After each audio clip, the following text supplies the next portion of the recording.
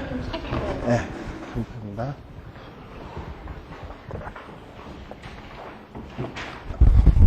자, 우리 지난 시간에는 이 선지서에 대한 대략적인 서론을 좀 말씀을 드렸고요. 오늘서부터는 우리가 선지서의 요 강론이라고 할 수 있는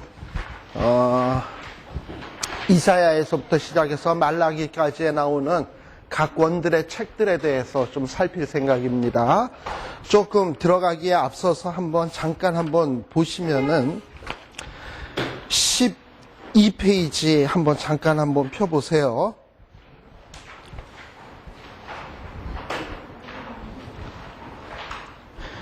12페이지 중간 약간 밑에 보면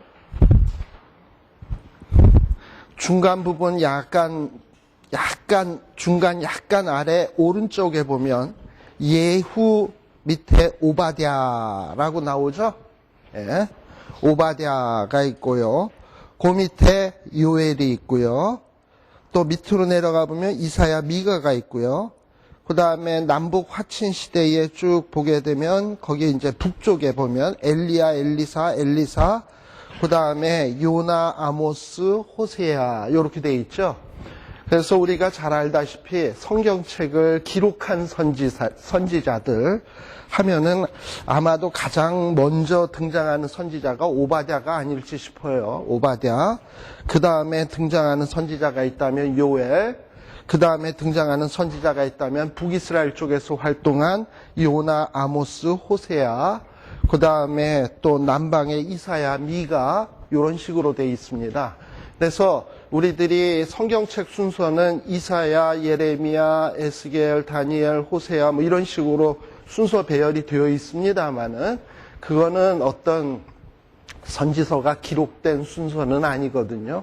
먼저 분량 많은 이사야, 예레미야, 에스겔 분량 많은 거를 앞에다 놓고 그 다음에 분량 적은 것들을 뒤로 놨어요. 물론 이제 어느 정도 이사야랑 예레미야랑 이렇게 분량 많은 걸 놨을 때 이사야가 조금 빠르니까 앞에 나오고 또 예레미야랑 에스겔이랑 또 순서적으로 봤을 때는 예레미야가 빠르니까 앞에다 놓고 이렇게 놨을 뿐이지 일단은 분량 큰 거를 앞에다 놓은 것 같아요. 그랬던 이유 중에 하나는 뭐냐 하면은 분량 큰 거는 여러분들 지금은 우리가 하도 인쇄술이 발전하고 종이도 좋아가지고 이렇게 한 권 속의 책으로 딱 묶어지잖아요. 예. 근데 그때는 책을 만들려면 이게 보통 일이 아닌 거예요. 여러분들 양피지라 그래가지고 양의 가죽으로 해가지고 두루마기로 만든다 그러면 이사야가 66장까지 있거든요. 이사야 두루마기만 하더라도 분량이 얼마나 많이 되겠습니까? 그러니까 뭐 한 40장 넘는 이런 책 같은 경우에는 분량이 굉장히 커요. 그러니까 보관하는 것도 문제고. 그러니까 그런 것들은 이렇게 한 권으로 묶었어요. 이사야라든지 예레미야라든지 이렇게 한 권으로 묶었고 반면에 여러분들 오늘 우리가 살필 오바댜서 같은 경우에는 장수가 한 장밖에 안 돼요. 그러면 이건 뭐 한 장에다 묶기도 참 뭐하잖아. 그래서 여러분들 오바댜에서부터 호세아에서부터 시작해서 말라기까지는 소선지서를 한 권으로 묶었어요. 그걸 다 합해서. 그래가지고 한 권의 두루마기로 만들어버렸어요. 그러다 보니까는 양 많은 거를 한 권씩 묶다 보니까 우선순위를 볼 때 이사야, 예레미야 이런 식으로 분류하게 된 거예요. 이해되시죠? 네, 그래서 우리 성경책에 나오는 이 순서는 연대순은 아니다. 이게 일단 분량순으로 하고 분량순으로 됐을 때 그 안에서는 또 연대순이다. 그런 거를 조금 여러분들이 이해를 하시고 보면 좋을 것 같습니다. 그리고 또 한 가지 우리들이 조금 생각해 볼 필요가 있는 것은 뭐냐 하면 이 선지자들은 사무엘 시대부터 있었습니다. 사무엘, 그 다음에 나단, 가시라든지, 엘리야, 엘리사, 여러 선지자들이 있었습니다만 그분들은 기록을 남긴 선지자들이 선지서라고 하는 책을 기록으로 남긴 선지자가 아니에요. 물론 사무엘 같은 경우에는 사무엘서를 어느 정도 쓰지 않았을까, 혹은 여호수아나 무슨 사사기 같은 거는 사무엘이 쓰지 않았을까, 학자들 그렇게 이야기를 합니다만은 사무엘의 이름으로 된 선지서는 없단 말이죠. 예. 그러니까는 어떤 기록 선지자, 선지서를 기록한 기록 선지자들이 등장하기 시작하는 거는 9세기, 8세기, BC를 얘기하는 거예요. 9세기, 8세기부터 시작된다라는 것을 좀 여러분들이 기억할 필요가 있습니다. 왜 그럼 하필 이런 기록 선지자들이 일찍부터 있어가지고 선지서라는 책을 좀 기록으로 남기지 왜 하필 BC 9세기, 8세기서부터 기록 선지자들이 등장했나 하는 이런 생각이 들 거 아닙니까? 근데 그게 참 중요한 의미가 있어요. 뭐냐 하면 9세기, 8세기라고 한다면 어떤 시대냐 하면 여러분들 그 12페이지 보시면 알겠습니다만 남북 화친 시대, 중간 부분에 보면 남북 화친 시대라고 보이시죠? 예. 이 남북 화친 시대라는 게 뭐냐 하면 북이스라엘과 남유다가 그전 화친 시대 이전까지는 서로 으르렁거리고 다투던 시대였는데 이 화친 시대는 서로 이렇게 친하게 된 시대예요. 언제냐 이게 왕으로 치면 북이스라엘에는 아합, 그 다음에 남쪽에는 여호사밧이라고 하는 왕이 둘이서 결혼 동맹을 맺습니다. 그러니까 아합의 아들 여호람과 아합의 딸 아달랴와 그 다음에 여호사밧의 아들이었던 누굽니까? 여호람과 결혼을 시켜가지고 아합과 여호사밧 사이에 사돈이 되어버렸어요. 근데 이렇게 사돈을 맺은 것은 뭐 하나님 앞에 기도하고 주여 우리가 이제는 싸우지 않고 서로 화평하고 친하게 지내겠습니다. 서로 사랑하며 살겠습니다. 하고 하나님 앞에 기도하고 신앙적인 양심에 비추어서 이렇게 화친을 맺은 것이 아니고 전적으로 하나님에 대한 생각은 배제한 채 우리가 어떻게 하면 나라가 번영하고 좀 더 잘 먹고 잘 살고 부자로 살 수 있을까? 전쟁 없는 사회를 만들 수 있을까? 해가지고 전혀 그러니까 뭐 하나님의 신앙적인 생각이라기보다는 세상적인 생각. 어떻게 하면 세상의 풍요, 안정, 안녕 이런 걸 얻을 수 있을까? 그러려면 전쟁이 없어야 되겠다. 해가지고 완전히 정략적으로 아합하고 여호사밧 사이에 화친을 맺은 거예요.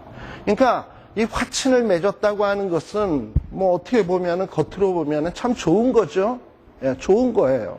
어떻게 보면 뭐 싸우는 것보다 서로 화평하고 손잡고 사이좋게 지내는 게 얼마나 좋은 일이겠습니까?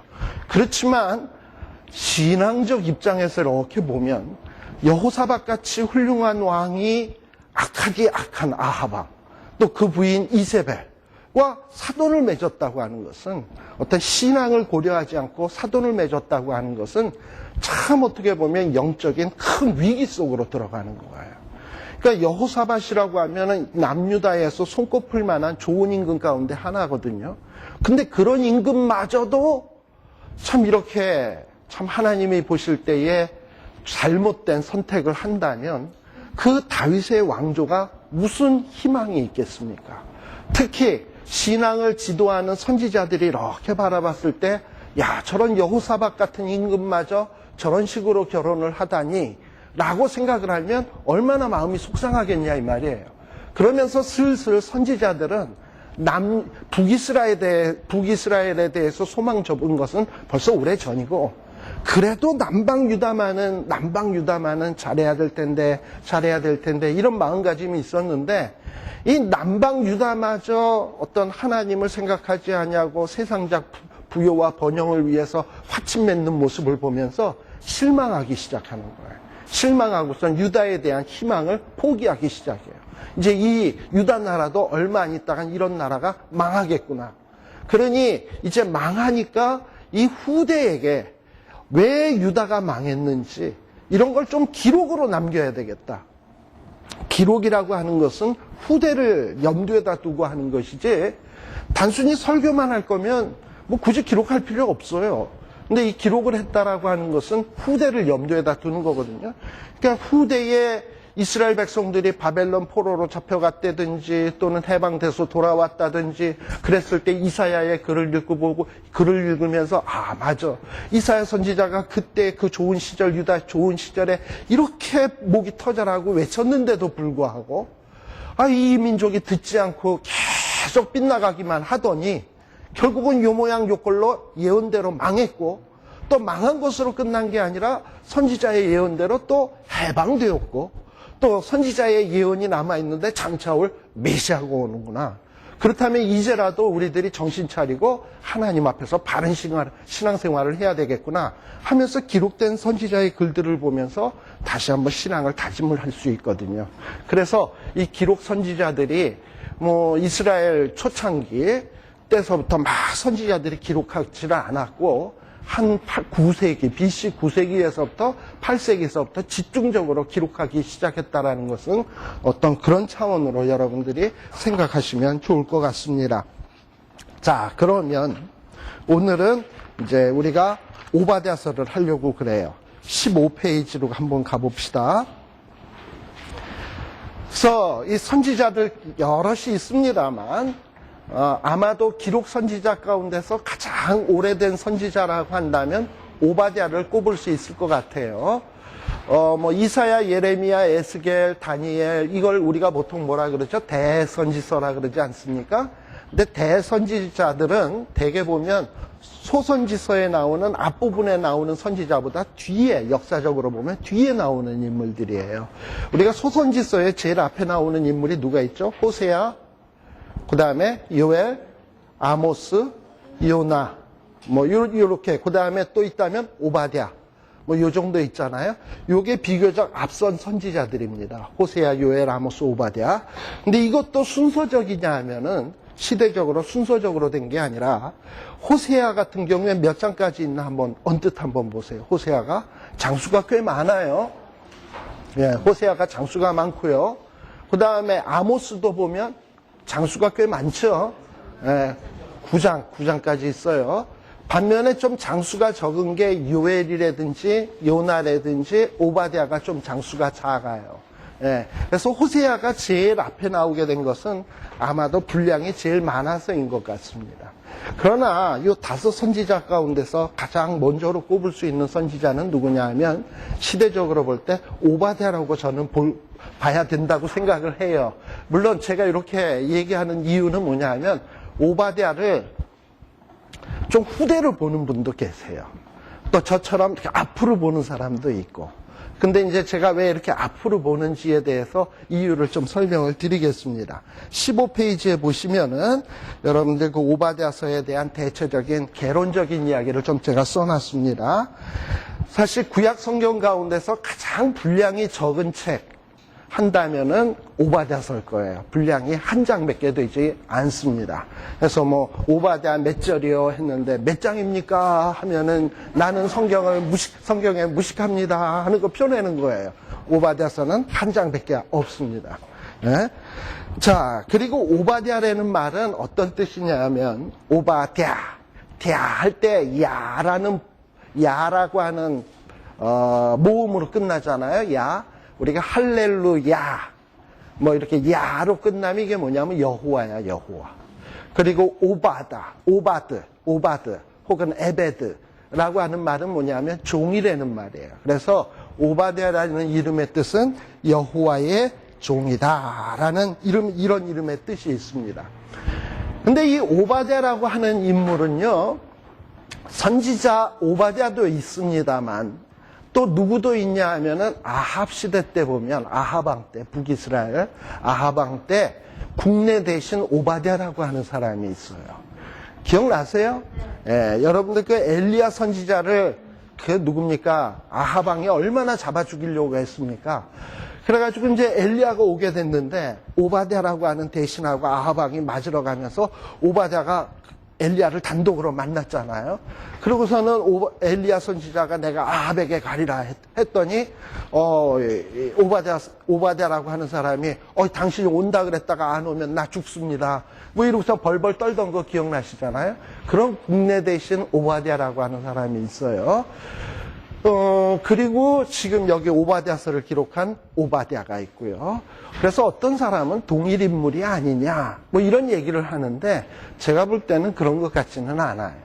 보통 9세기, 8세기 때 보면 아하방 때에서부터 지금 오바댜 선지자가 활동하던 시대 때까지 대개 보면 성경도 이름이 유행이 있었던 것 같습니다. 그러니까는 그 동명이인들이 참 많은데, 그 동명이인이 같은 시대에 한 100년이면 그 100년 시대에 같이 이렇게 몰려있는 것을 보게 돼요. 특히 아합의 아들 같으면 아하시야, 여호람 이렇거든요. 근데 같은 시대에 있던 남방 유다왕 여호사밧의 아들도 보게 되면 이름이 뭐냐면 여호람, 아하시야. 그래요. 똑같아요. 둘 다 누가 사돈 아니랄까봐 아들들의 이름을 여호람, 아하시야. 순서만 뒤바뀌어 있어요. 그러니까 그 당시에는 부모가 자식을 낳으면 이름을 여호람, 아하시야. 이게 유행이었던 것 같아요. 근데 그때 아하방 때 또 보면은 어떤 경건한 가정에서는 이름을 자식을 낳으면 너는 여호와의 종이 되었으면 좋겠다 하는 마음으로 오바댜다 이렇게 이름을 지었던 것 같아요. 근데 아마도 선지자 오바댜도 그런 차원에서 부모가 이름을 지어준 것 아니겠나. 그래서 아하방 때 국내되신 오바댜와 그 다음에 선지서에 나오는 오바댜는 동일 인물은 아니다 라는 것을 여러분들이 조금 기억할 필요가 있습니다. 자, 그런데 그럼 오바댜가 누구냐? 성경에는 구체적으로 얘기하고 있지는 않습니다. 근데 우리가 이 오바댜서의 내용을 가만 보면 말이죠. 오바댜서는 언뜻 보면 여러분들이 한 장밖에 되지 않습니다만 오바댜 1장 1절에 보면 어떻게 시작합니까? 한번 누가 읽어보시죠. 오바댜 1장 1절. 오바댜의 묵시라 주 여호와께서 예언자 열같이 말씀하시니라. 우리가 여호와께로 말미암아 소식을 들으나니 됐습니다. 열문 중에 번식을 받고 되기를. 거기에 보면은 오바댜의 묵시라 여호와께서 어디에게 대하여 말씀하셨다? 에돔에게. 그래서 이 오바댜서의 말씀은 언뜻 보면 이스라엘 백성들에게 한 말씀이 아니라 에돔 사람들에게 한 말씀 같아요. 그리고 내용적으로 가만 보면 에돔 족속들이 망할 거다. 이제 너희들의 죄 때문에 망한다라는 메시지로 되어 있어요. 그러니까 어떻게 보면 에돔 사람 들으라고 하는 메시지 같아요. 겉으로 보면.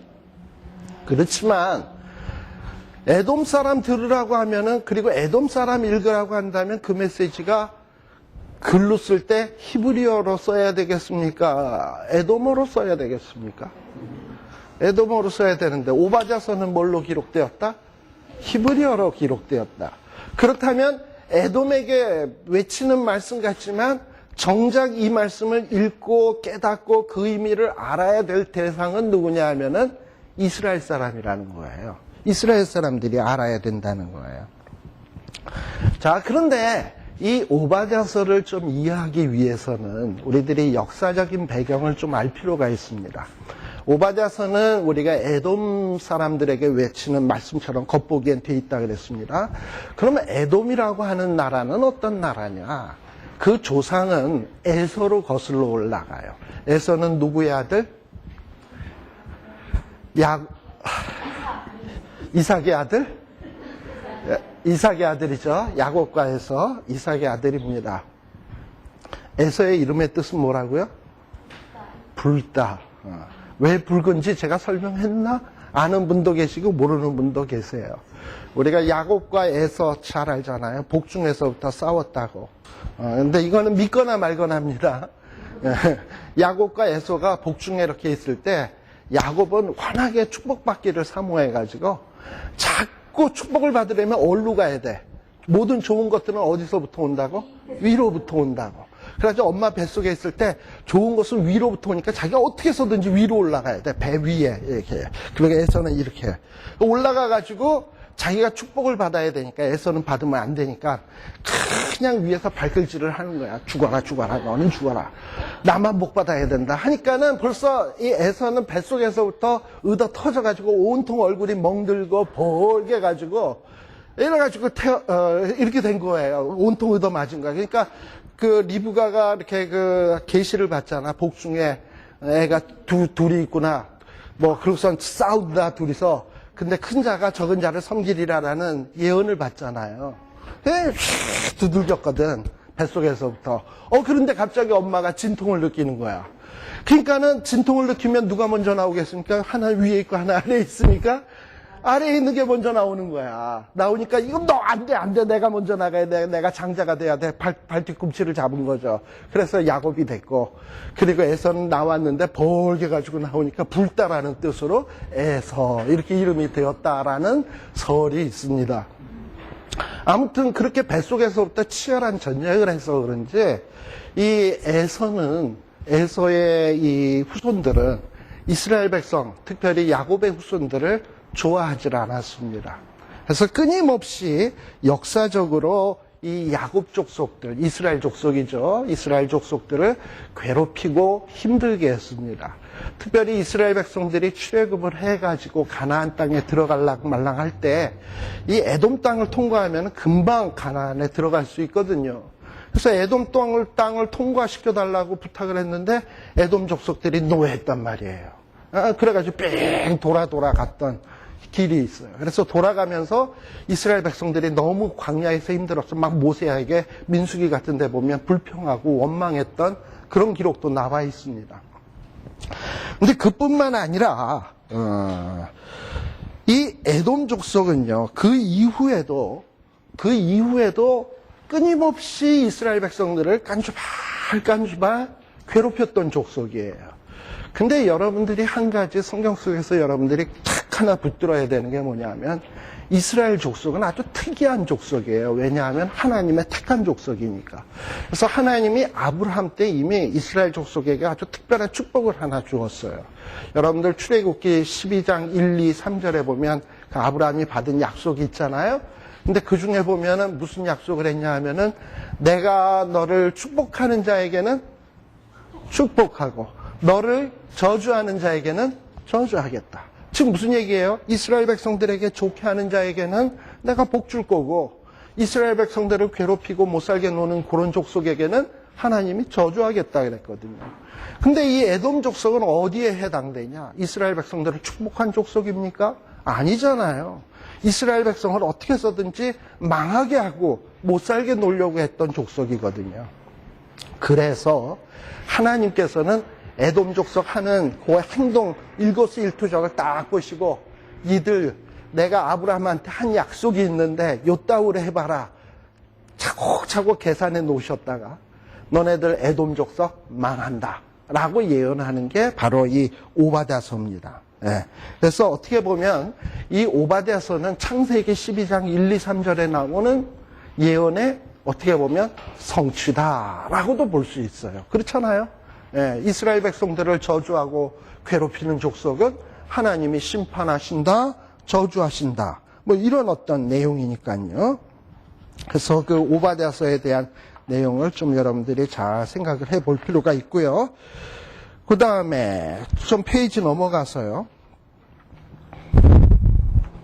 자, 그러면 이 오바댜서는 언제 기록이 되었나? 16페이지입니다. 오바댜서의 기록 시대.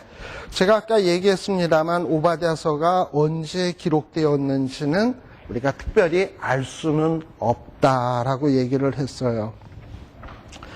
근데 이 오바댜서가 언제 기록되었을까 하는 것을 추측할 수 있는 내용은 하나 있어요. 그게 뭐냐 하면 오바댜서 11절입니다. 잠깐 같이 한번 보십시다.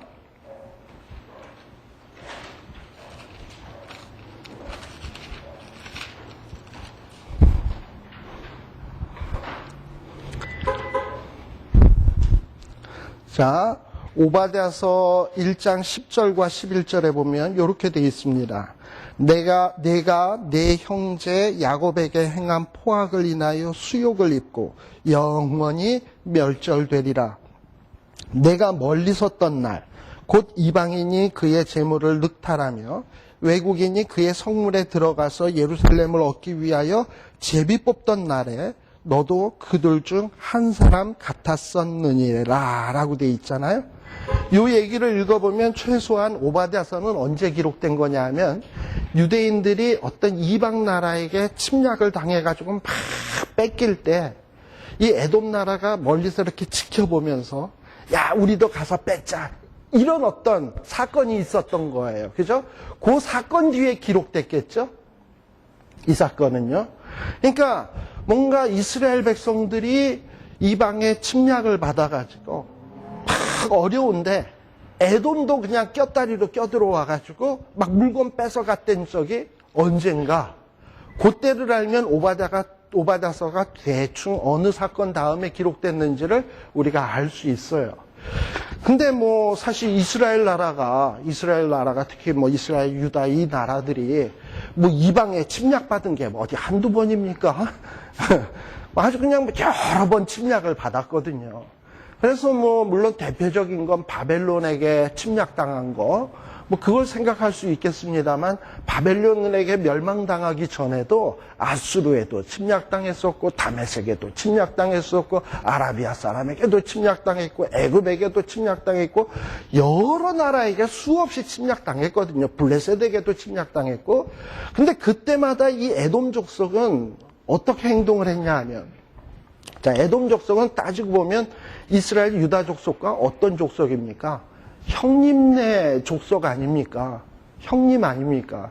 그럼 형님이면 동생이 어디 동네에 나가서 두들겨 맞고 의도 터지고 있으면 형이면은 어떻게 해야 됩니까? 누가 내 동생을 때리는 거야? 해가지고 나서가지고 동생 때리는 사람을 그냥 가서 두들겨 패줘야지. 이게 형님이지. 그런데 에돔 족속은 절대 그렇지 않았어요. 여러 이방 나라들이 이스라엘을 쳐들어올 때마다 뭔가 이스라엘 편이 돼서 방패막이 역할을 한 적이 한 번도 없고, 오히려 방패막이는커녕 이방 나라가 와서 이스라엘 나라를 괴롭히면 그 틈을 이용해서 이스라엘 백성에게 뭘 뜯어갔다 이 말이에요. 이게 에돔 나라예요. 네. 1993년인가요? 우리 그 4.19 폭동이 언제 여기 그 LA 폭동이 언제 일어났죠? 93년이죠? 2년인가 3년인가 뭐 그쯤 되죠? 2년이죠? 그때 저도 있었는데 아마 그때 계신 분 계세요? 한번 손 한번. 예. 아마 그때 계신 분들은 아마 경험하셔서 알겠지만 저는 그때 한인타운 한복판에 살았거든요. 사실 그때 그 사건이 발생된 것은 로드니 킹인가 무슨 뭐 흑인이 경찰한테 두들겨 맞아가지고 흑인들이 분개해가지고 폭동을 일으킨 거 아닙니까? 근데 그 분개는 사실 어떻게 보면 백인을 향한 분노였어요. 그래서 백인들을 치러 가려고 흑인들이 막 폭동을 일으켜서 가는데 백인들 가는 뭐 베버리 힐즈 뭐 저기 또 주이시드 사는 그 어디야 뭐 아무튼 그런 쪽은 길들을 다 경찰들이 딱 막고 어디만 터주고 있냐면 LA 한인타운 쪽만 길을 쫙 터놨어. 그러니까 이 흑인들이 오면서 그냥 뭐 몽둥이로 의자 같은 거로 그냥 한인 상점들 부시고, 그리고 부시고 난 다음에 또 딴 데 가서 또 부시고. 그러니까 흑인들은 주로 뭐 하냐면 부시는 일을 해요. 근데 흑인들이 쫙 이렇게 부시고 지나가면 따라오는 부대가 있어.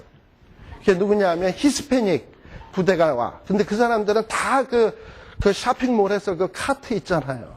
그거 하나씩 끌고 와, 빈 카트. 하나 끌고 와서 어디 부셨다 그러면은 뭐 세븐일레븐을 부셨다 그러면 그 안에서 물 꺼내와, 음료수 꺼내와, 그런 데다가 무슨 전자제품 가게 부셨다 그러면 가서 전자제품 실어 갖고 와. 그럼 걔네들은 계속 그렇게 싣고 가는 거야. 완전히 대목이죠. 그러니까 저는 그 모습 보면서 누가 더 미웠냐면 흑인보다는 그 뒤에 따라오는 인간들이 더 미운 거예요.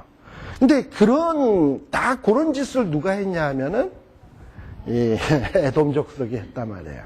에돔 족속은 사실 다윗 시대에서부터 시작해서 역사적으로 보면 이스라엘 나라에게 꼼짝 못하던 때가 참 많아요.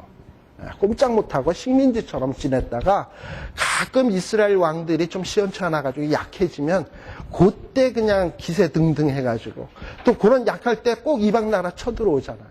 쳐들어오면 그 틈을 이용해서 뭔가 뜯어먹는 역할들을 했던 인간들이 이게 에돔 족속이에요. 그래서 이 이방 나라가 이스라엘 나라를 치고 그 틈을 이용해서 에돔 족속들이 뜯어갔던 적은 한두 번이 아니에요. 그렇기 때문에 뭐 지금 오바댜서 1장 11절에 나오는 이 사건이 구체적으로 언제냐 딱 집어서 얘기하는 것이 쉬운 일은 아닙니다. 그러나 아까 제가 얘기했던 거를 조금 여러분들이 생각할 필요가 있어요.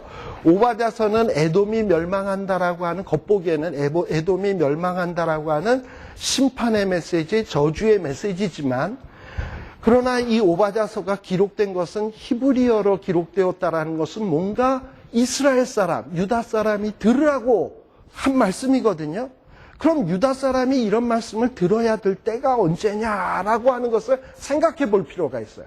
또 오바댜라고 하는 인물이 아합 때 오바댜라고 하는 인물이 있었다면 분명히 오바댜라는 이름은 그 시대에 많이 사용되던 이름인데 그 시대로부터 아합 시대에서부터 멀지 않은 시대일 것이다 라고 생각할 수 있는 거예요.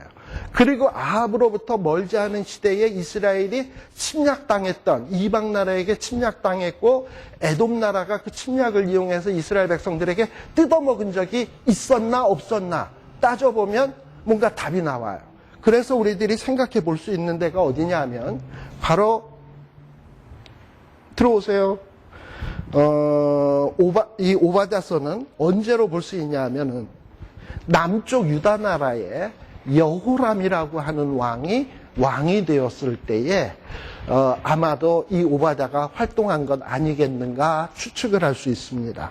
그것을 우리들이 살피기 위해서 역대하 21장 한번 볼까요? 역대하 21장.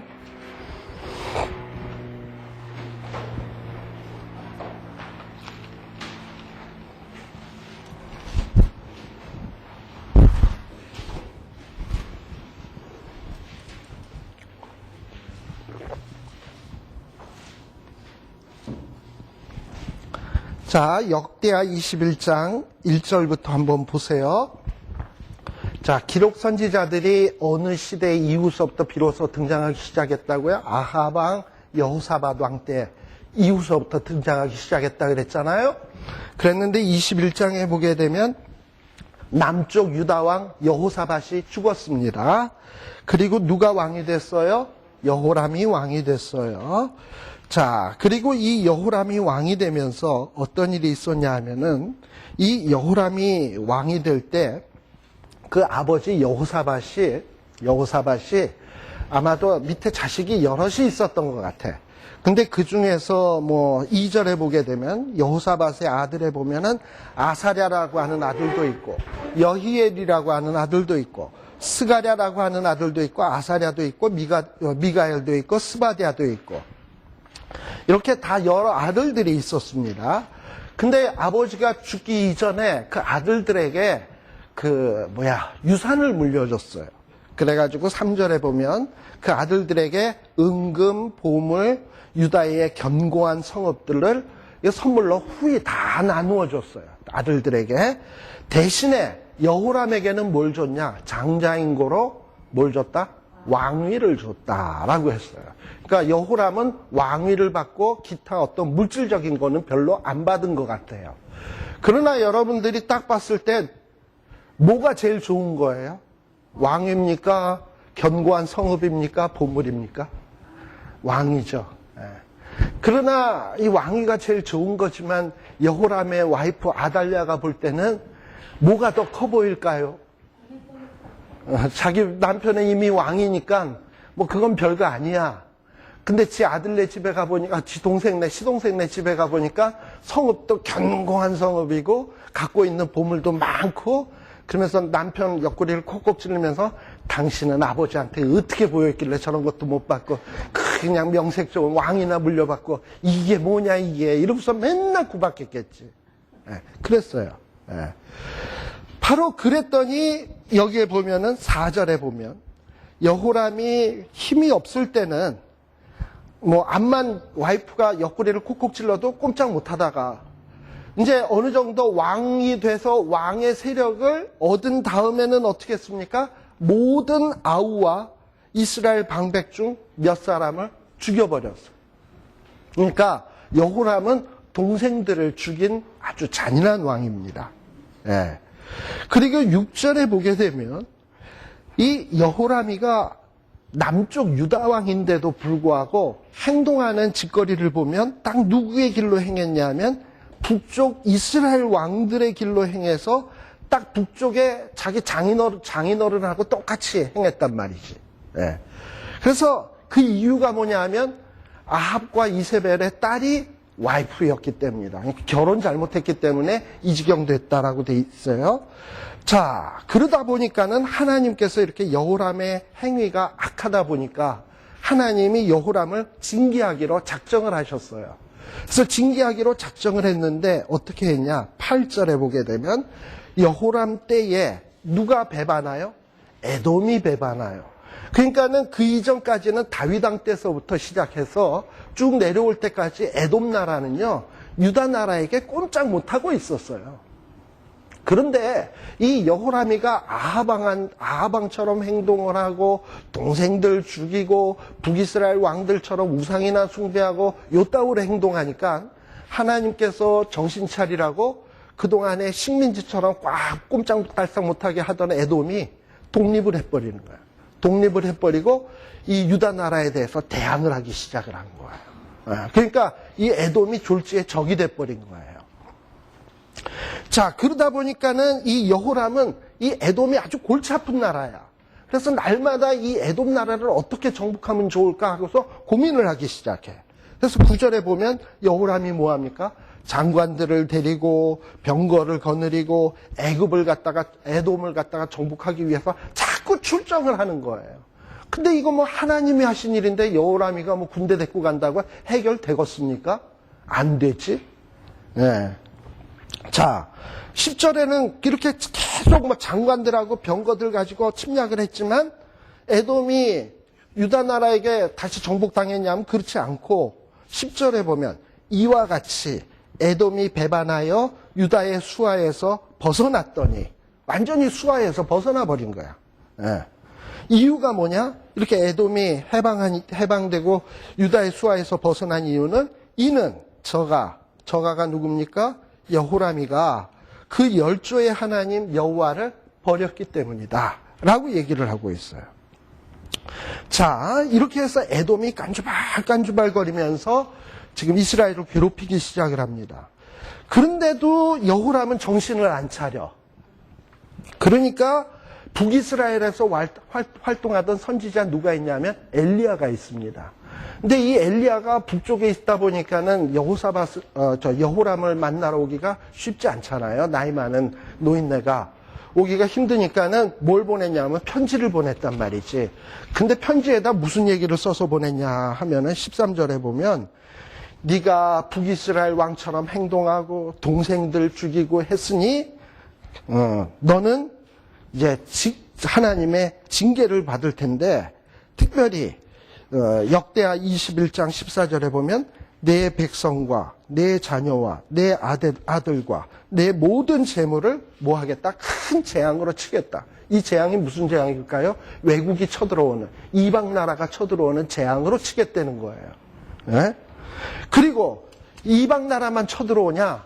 그게 아니야. 또 어떤 징계를 주신다고 했냐면 15절에 보면 너는 창자에 중병이 들어서 아마도 대장암 내지는 직장암 정도 되겠죠. 죽을 병이니까. 그 암이 걸려서 창자가 빠져나와 죽는다 그랬어요. 그리고 16절에 보세요. 누가 쳐들어오나? 블레셋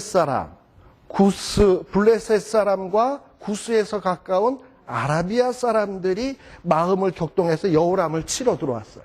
자, 이렇게 블레셋 사람하고 아라비아 사람들이 유다 나라를 협공을 해서 막 동네북으로 두들기면 에돔 사람은 뭐 할까? 너네들 왜 내 동생 때려? 하고 나설까요? 아니면은 요 틈에 대목이다 그래서 카트 끌고 갈까? 뻔하잖아요. 에돔 사람들이 하는 짓이. 그러니까 그런 거를 여러분들이 생각을 하시면 돼. 그래가지고 17절에 보면 블레셋 사람, 아라비아 사람들이 쳐들어와 가지고요. 궁의 모든 재물도 가져가지요. 그 다음에 그 여호람의 아들들도 죽이지요. 아내들도 다 포로로 잡아가지요. 누구 하나 남겨놓고 갔냐면 여호아스라고 하는 아들 하나 남겨놓고 싹 다 집어가 버렸어요. 그러니 여호람 입장에서 보면 물론 블레셋도 밉고 아라비아 사람들도 밉지만 그때 카트 끌고 와서 이것저것 쓸어가는 사람들 보면 이쁠까 미울까? 밉겠죠. 아주 미울 거예요. 저런 종자들 다 망했으면 좋겠다. 이런 마음이 들었을 거예요. 그런데 이럴 때에 누가 등장을 하느냐 하면 오바댜라고 하는 선지자가 짜잔 등장을 한 거예요. 등장을 해가지고 내가 기록한 묵시의 말씀인데 한번 읽어보세요 하고 주고 갔어. 히브리어로 써졌어. 근데 내용을 딱 보니까 에돔에 대한 묵시라는 거야. 근데 그 원수 같고 꼴배기 싫은 에돔 나라가 망한다는 얘기로 쫙 돼 있어. 여호람이 읽었을 때 이 말씀은 복음일까? 아니면은 자기를 향한 책망의 이야기일까요? 언뜻 보면 내가 징그럽게 생각하는 에돔 나라 망한다니까 이렇게 기쁜 소식이, 이 기쁜 소식을 온 세계에 전하세요. 이러고 가지 않았겠어요? 예. 그러니까 언뜻 보면 오바댜의 메시지가 여호람 왕이 읽을 때는 아주 이게 매력적으로 보였을 거예요. 그러니까 아마 계속 읽었을 거야. 매력적이니까. 근데 읽다가 머릿속에 딱 떠오르는 생각이 있었을 거예요. 좀 이상하네. 에돔이 망하는 이유를 보니까 나랑 좀 비슷하네. 뭐 이러면서 뭔가 이 오바댜서의 메시지에 노리고 있는 것들이 딱 생기게 되는 거예요. 물론 이제 제가 아까 오바댜서가 언제 기록되었냐 했을 때 저는 지금 북이스라엘의 남유다의 그 여호사밧의 아들 여호람 때 기록되었다라고 얘기했습니다. 또 하나는 또 이렇게 에돔 나라가 이스라엘을 침공했을 때는 또 언제냐 하면 아니나 다를까 바벨론이 이스라엘을 침략해 왔을 때, 이 바벨론이 이스라엘 나라를 침략해 온 때는 참 많이 있습니다. 근데 그 침략해 오던 때가 언제서부터 시작이냐 하면, 여러분들 우리가 이제 이미 역사서 공부했으니까 요시야 왕 아시죠? 요시야, 일찍 죽은 요시야 왕. 요시야 왕의 아들에는 엘리야김이 있고 여호야김이 있고 시드기야가 있다 그랬죠. 그랬는데 그 중에서 이제 또 하나 여호아스라고 하는 아들도 있었는데, 그런데 특별히 이 여호야김이라고 하는 이 왕이, 요시야의 아들 여호야김이 왕위로 있을 때, 이때에 바벨론이 침략해 들어오기 시작을 했어요. 그러면서 이스라엘 백성들을 포로로 잡아가기 시작을 합니다.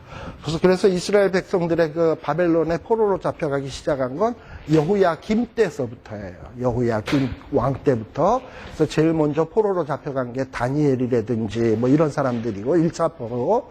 그 다음에 또 여호야김 왕 때 잡혀갔던 선지자가 에스겔인데 그건 2차 포로. 그리고 3차 포로는 마지막에 시드기야 왕 때. 뭐 이렇게 이루어지는 거로 볼 수 있는데, 바로 이렇게 여호야김 때에 바벨론 나라가 쳐들어올 때도 역시 에돔 나라가 또 꼽살이 껴가지고 이스라엘을 괴롭혔던 적이 있어요.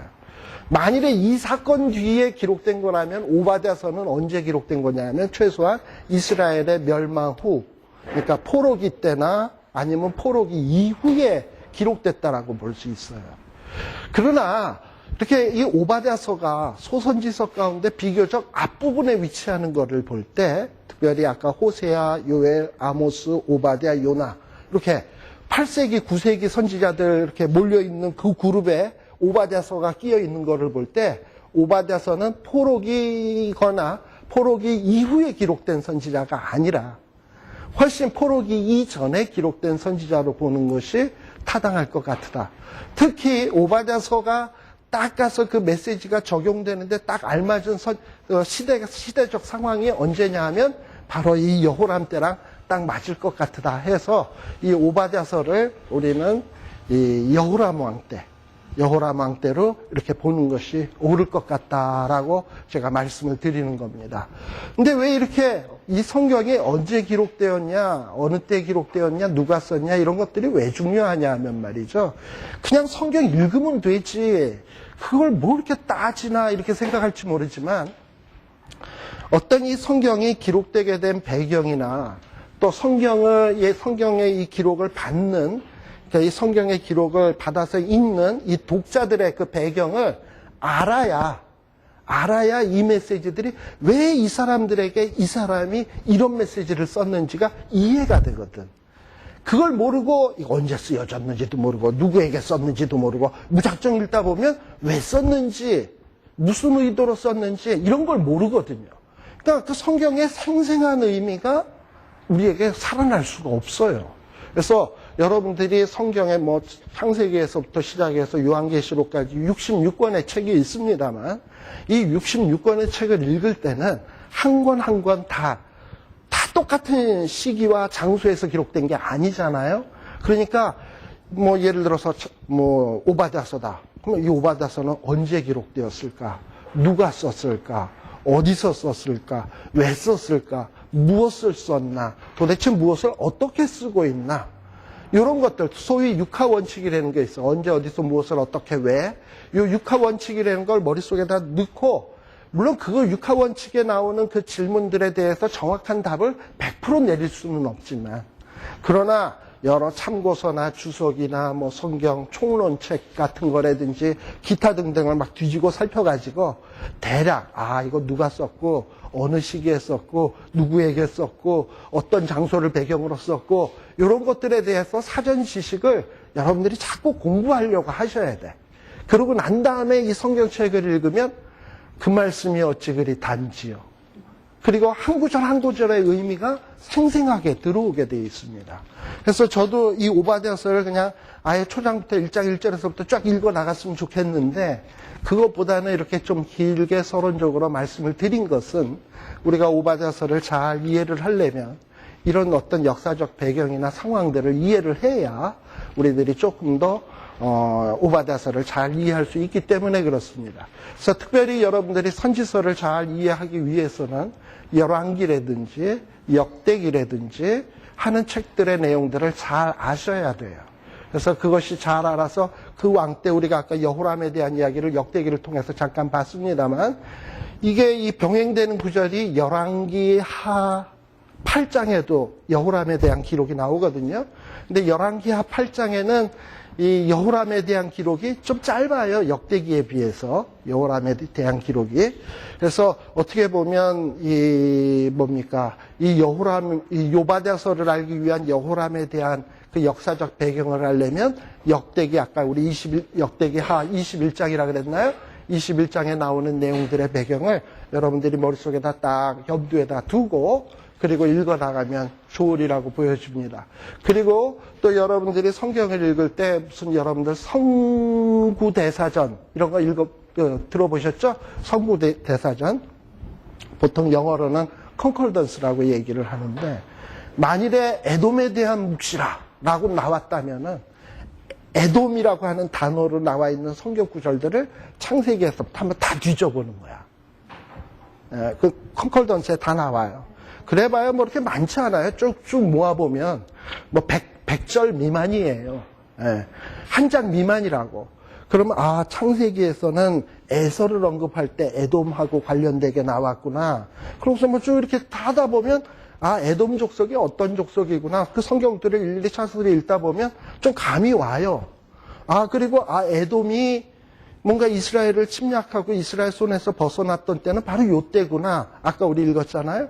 그런 것들을 발견하게 되면 나중에 이런 오바댜서를 읽을 때 그 구절이 저거랑 연관되겠구나 이렇게 좀 할 수 있어요. 그래서 여러분들이 성경을 좀 깊이 공부를 하기를 원하면 성구대사전이나 컨컬던스 같은 걸 해가지고 어떤 단어가 나왔다 그러면 이 성경 전체에 그 구절들이 어디에 나오나 한번 찾아보시면 되고, 또 뭐 아마 요즘 뭐 성경에 특별히 관심 있는 여기 있는 분들 가운데 전도사님도 계시고 목사님도 계시니까 컴퓨터 성경 있잖아요. 뭐 딜럭스 바이블이라든지 바이블웍스라든지 뭐 여러 그 컴퓨터 성경 프로그램 있잖아요.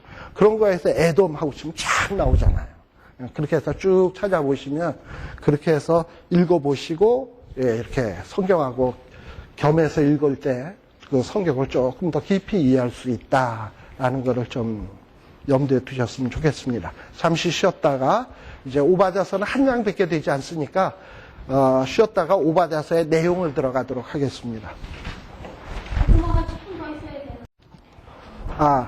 오바댜서에 대해서 이제 오바댜서를 봐야지 알아. 자, 오바댜서 성경 펴놓고. 얘를 6장 12절과도 똑같이 들었는데 전이라고 했던 거를 잡아서 또 밑에 보면은 또 승용으로 이렇게 잡아서 또 이렇게 했잖아요. 네. 자, 이제 오바댜서 내용을 보고 한번 얘기를 해봅시다. 네. 그러니까 저도 여러분들 내가 여러 번 얘기합니다만 제 말 다 믿지 마세요. 사람은요, 저는 그렇게 생각해요. 칼빈 선생님도 틀릴 수 있고 맞는 분은 하나님밖에 없어요. 맞는 분은 하나님밖에 없어요. 그러니까 성경을 해석하고 주석하는 사람은 100% 다 그 사람이 굉장히 가치 있는 얘기는 하지만 가치가 있다는 얘기지 100% 옳다는 얘기는 아니에요. 그건 저도 마찬가지고 저보다 더 훌륭한 사람도 마찬가지예요. 그러니까 다 믿을 거 없어요. 틀릴 수도 있어요. 근데 저도 주석 이것저것을 다 따져보고 했지만 포로기에 써여졌나? 포로기 이후인가? 포로기 전인가? 이것저것 다 가능성을 따져보고 보니까 아무래도 오바댜서는 여호람 때가 가장 옳은 것 같다란 말이죠. 그래서 제가 아까 몇 가지 설명을 쭉 말씀을 드리지 않았습니까? 그렇다는 얘기지. 나중에 한번 이제 성경을 더 깊이 연구하시고서 제가 볼 때는 목사님 아무래도 이거 같은데요 하고 저한테 저를 설득할 만한 이유나 설명을 좀 해 주십시오. 그럼 저도 고칠게 그때 가서. 그러니까 일단은 그래요. 그러니까 하나의 저는 설이고 주장이다라고 얘기를 하지 100% 맞다라고 생각을 하지 마십시오. 주석마다 달라요. 그러나 제가 이 성경을 해석을 하려면 일단 이거다라고 해야 전제가 있어야 설명이 되기 때문에 이 전제에서는 이런 뜻이고 이 전제에서는 이런 뜻이고 이 전제에서는 이런 뜻이다. 물론 이렇게 얘기를 하면 좋겠지만 그러려면 오바댜서 하나 가지고 논문을 써야죠. 모든 입장의 가능성을 열어놓고 다 얘기를 하려면. 근데 그럴 수는 없잖아요, 이 자리에서. 그러니까 저는 오바댜서가 여호람 때 기록되었다 그러고 만일에 여호람 때 기록되었다면 이 말씀의 의미는 이런 뜻일 것이다 라는 얘기로 이야기를 전개해 나가려고 하는 거예요. 이해되시죠? 네. 네, 말씀하세요. 에돔을 칠 때요. 네. 그 아말렉도 에서의 후손이잖아요. 예. 그러면 아말렉도 굉장히 에돔하고 아말렉을 어떻게 비춰서 같이 봐요? 아말렉도 굉장히 네, 아말렉하고 성경에 보면 분명히 아말렉하고 에돔을 항상 이렇게 같이 붙인다기보다는 비슷한 종족일 수는 있지만 아말렉은 아말렉으로 등장하고 있고 에돔은 에돔으로 등장을 해요. 예. 에서의 그 후손인데. 그러니까 아마도 아말렉은 훨씬 더 후대, 그러니까 더 오래전, 에돔은 후대. 아말렉은 이스라엘이 출애굽할 때서부터 광야에서부터 아론과 훌이 기도할 때부터 등장했던 인물들이 아말렉이고 그로부터 한참 뒤에 좀 등장하기 시작하는 것들이 에돔이고 뭐 그렇다 말이죠. 그러니까 물론 에서의 후손이라 하더라도 시대마다 나라의 이름이 다를 수도 있고 불려진 호칭이 다를 수 있잖아요. 네, 그것처럼. 네. 에돔족의 왕국 에돔가잖아요. 헤롯 예, 예. 그때부터는 에돔이라고 하는군요. 그렇죠. 예. 그러니까 그런 것들도 한번 쭉 여러분들이 찾아서 선구사전 같은 걸 찾아서 보면 에서의 후손들이 어떻게 변천돼 가는구나 하는 거를 추적해 볼 필요가 있죠. 그리고 여러분들이 기독교 대사전 한 12권짜리 이렇게 돼 있는 거 교회마다 있을 거예요. 교회 도서실에 혹은 목사님네 집에는 또 대충 또 다 있어요. 그러면 정 궁금하면 목사님 댁에 가서 선구 대사전 에로 시작하는 파트만 좀 빌려주십시오 해가지고 에서, 에돔 찾아가지고 카피 딱 해가지고 한번 읽어보셔. 그러면은 에서의 후손들이 어떻게 됐는지 에돔의 후손들이 어떻게 됐는지 쭉 읽어보시면 나중에 오바댜서를 읽을 때 큰 도움이 되겠지요. 그래서 성경을 좀 우리들이 깊이 공부하려다 보면 여러 가지 해야 될 작업들이 많이 있습니다. 그냥 누워서 감 떨어지기 기다리시고 입 벌리고 쫙 있으면 떨어지냐 그러는 거 아니에요. 우리가 샘도 깊이 파야 깨끗한 샘물이 나오고 좋은 물이 나오듯 좀 성경을 좀 알려면 깊이 파고 깊이 고민하고 해야 그 좋은 우리들이 아주 좋은 깨달음을 얻을 수가 있어요. 저는 조금 그러니까 제 성격은 좀 외골수예요. 그러니까 뭐 이렇게 한꺼번에 여러 가지 일을 못하는 성격입니다. 그러니까 뭐 하나만 하면 그것밖에 몰라요. 그리고 그 문제가 해결되질 않으면 저는 좀 잠이 안 오는 성격이에요. 특히 집에서 무슨 컴퓨터가 고장이 났다. 그러면 그거를 밤을 꼴딱 새요. 며칠 밤을 그냥. 그거 고쳐보겠다고. 그래가지고 맨 밤새도록 씨름을 하다가 보면 이제 한 100가지를 시도해보죠. 첫 번째, 이래서 안 됐음. 이거 안 됐음. 안 된 거를 다 적어요. 안 된 거를. 그러다 보면 100번째 가서 뭐가 돼요. 그러면 여러분들 100번을 해서 된 게 한 가지라고 그러고 나머지 안 된 게 99가지라 그런다면 99가지는 쓸데없는 거냐? 굉장히 중요한 지식이에요. 99가지가. 왜냐하면 그렇게 해서 안 되는 걸 아는 거니까. 그렇게 하면 안 된다는 걸 아는 거잖아요. 근데 그렇게 하다 보니까 웬만한 컴퓨터 고장나는 거에 대해서는 해결할 수 있는 능력이 저는 좀 돼버렸어요. 그러다 보니까 제 친구 목사님 가운데 한 분 있는데 삑 하면 전화와. 김 목사, 나 이거 지금 컴퓨터 뭐가 안 되는데 이거 왜 그래? 이러고 물어보면 가르쳐 줘요, 제가. 그럼 한 번에 딱 되거든? 근데 그 다음에 한 달쯤 있다 또 전화와. 똑같은 문제를 또 물어봐. 그 사람은 왜 그러느냐 하면 100가지를 안 해봤거든. 그리고 한 가지 너무 쉽게 알았거든. 그러니까 쉽게 잃어버리는 거예요. 그러니까 우리가 성경 말씀을 공부하는 것도 그래요. 자기가 힘들게 씨름해서 알면 이게 가슴속에 팍 뱉고 잊어버리질 않는데 그냥 늘 들은 풍어로만 이렇게 알다가 보면 쉽게 잊어버려. 듣기는 들은 것 같은데 어디서 들었더라.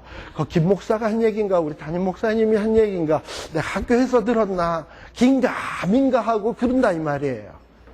그러니까 진짜 자기의 피가 되고 살이 되는 지식이 되려면 저한테 어느 정도 이렇게 뼈대가 되는 얘기를 들었으면 그걸 기초로 해서 막 이렇게 연구를 하다 보면 여러분들이 이제 나중에 오바다서만 하나 탁 가지고 나가서 뭐 2시간도 좋고 3시간도 좋고 쫙 이렇게 하면은 와 우리 전도사님 최고네.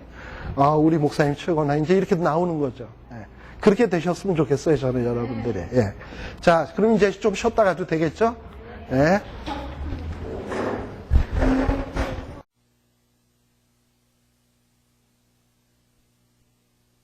하겠습니다. 자, 오바댜서 성경을 펴놓고 같이 한번 보십시다.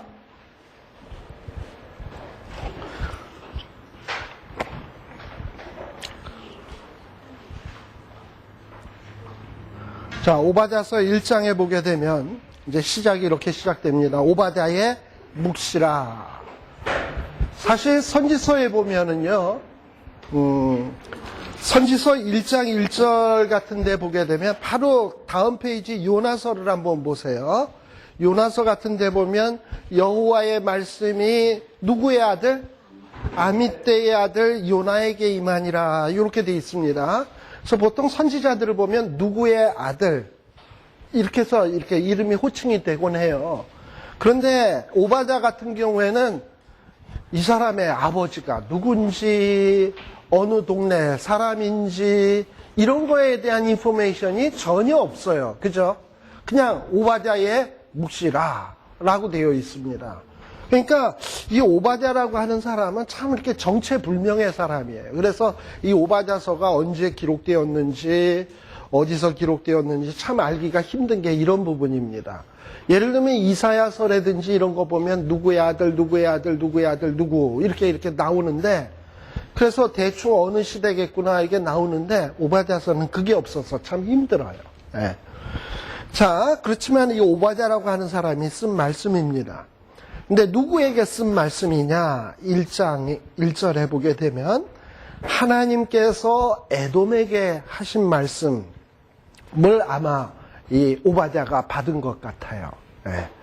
그런데 뭐 예를 들면 여기서 이렇게 나오면 좋잖아. 주 여호와께서 에돔에 대하여 이같이 말씀하시니라 내가 여호와께로 말미암아 소식을 들었나니 하고 나오면 좋은데 내가가 아니라 뭘로 나오죠? 여기서는 우리가. 그럼 우리는 누구예요 도대체? 네. 예를 들면 지금 오바댜가 묵시로 받았는데 그럼 자기가 소식을 들은 건데 왜 갑자기 우리냐고. 아마도 이 우리는 이걸 얘기할 거예요. 오바댜가 묵시를 받았고 이 묵시를 같이 읽었으면 하는 공동체. 그러니까 아마 그 안에는 그 공동체는 어떻게 보면 에돔 사람들이라기보다는 에돔에 대한 묵시지만 뭔가 이스라엘에 있는 자기 유다 나라에 있는 사람들 아마 그 안에는 어쩌면 여호람도 포함됐을지 몰라요. 그죠? 왜냐 여호람도 어쨌든 다윗의 후손이고 그리고 또 여호람과 관계된 여러 방백들, 국내 대신 뭐 이런 사람들일지도 몰라요. 그죠? 그러니까 오바댜가 비록 묵시는 받았지만 이 오바댜와 함께 이 말씀을 나누고 싶어하는 사람이라고 보면 좋아요. 예. 그래서 우리가 이런 말씀을 여호와께로부터 들었다. 자, 근데 그 들은 내용이 뭐냐 하면 앞으로 하나님께서 사자를 보낸다. 이 사자는 으르렁거리는 사자가 아닙니다. 하나님이 보내시는 하나님의 일꾼 사자예요. 자, 하나님의 일꾼 사자가 보내심을 받고 그분이 이제 말을 하는데 너희는 다시 말하면 이런 신앙 공동체 사람들에게 어느 때가 되면 하나님의 사자가 와서 너희들은 일어나라, 일어나라, 일어나라, 일어나라. 일어나서 그로 더불어 싸우자. 그가 누구냐 하면 에돔과 더불어서 이제 우리가 싸우자 하고 외치는 때가 있다는 거예요. 왜냐? 에돔은 제가 아까 서론에서도 얘기했지만 끊임없이 이스라엘 백성들, 하나님의 백성들을 괴롭힌 존재예요. 근데 이 괴롭힘을 이스라엘 백성들이 항상 당하기만 하냐? 아니에요. 어느 때가 되면 하나님께서 사자를 일으키실 것이고 그 사자를 중심으로 해서 일어나라 일어나라 해가지고 이 하나님의 공동체가 하나님의 백성들을 괴롭힌 공동체와 한판 대기 한번 붙을 거예요.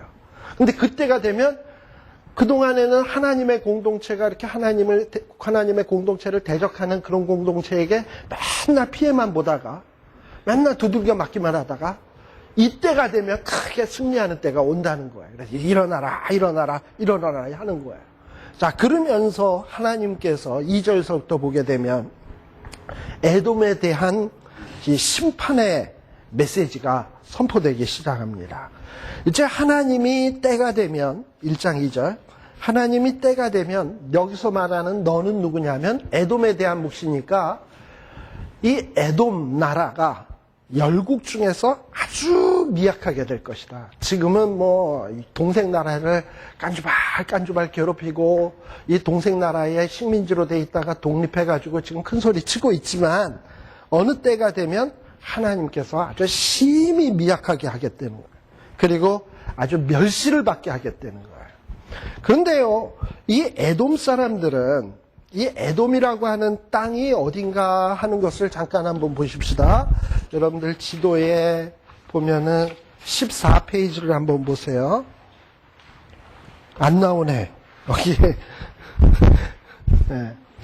이 에돔은 어디냐 하면 요 모압보다도 더 아래쪽이에요. 예?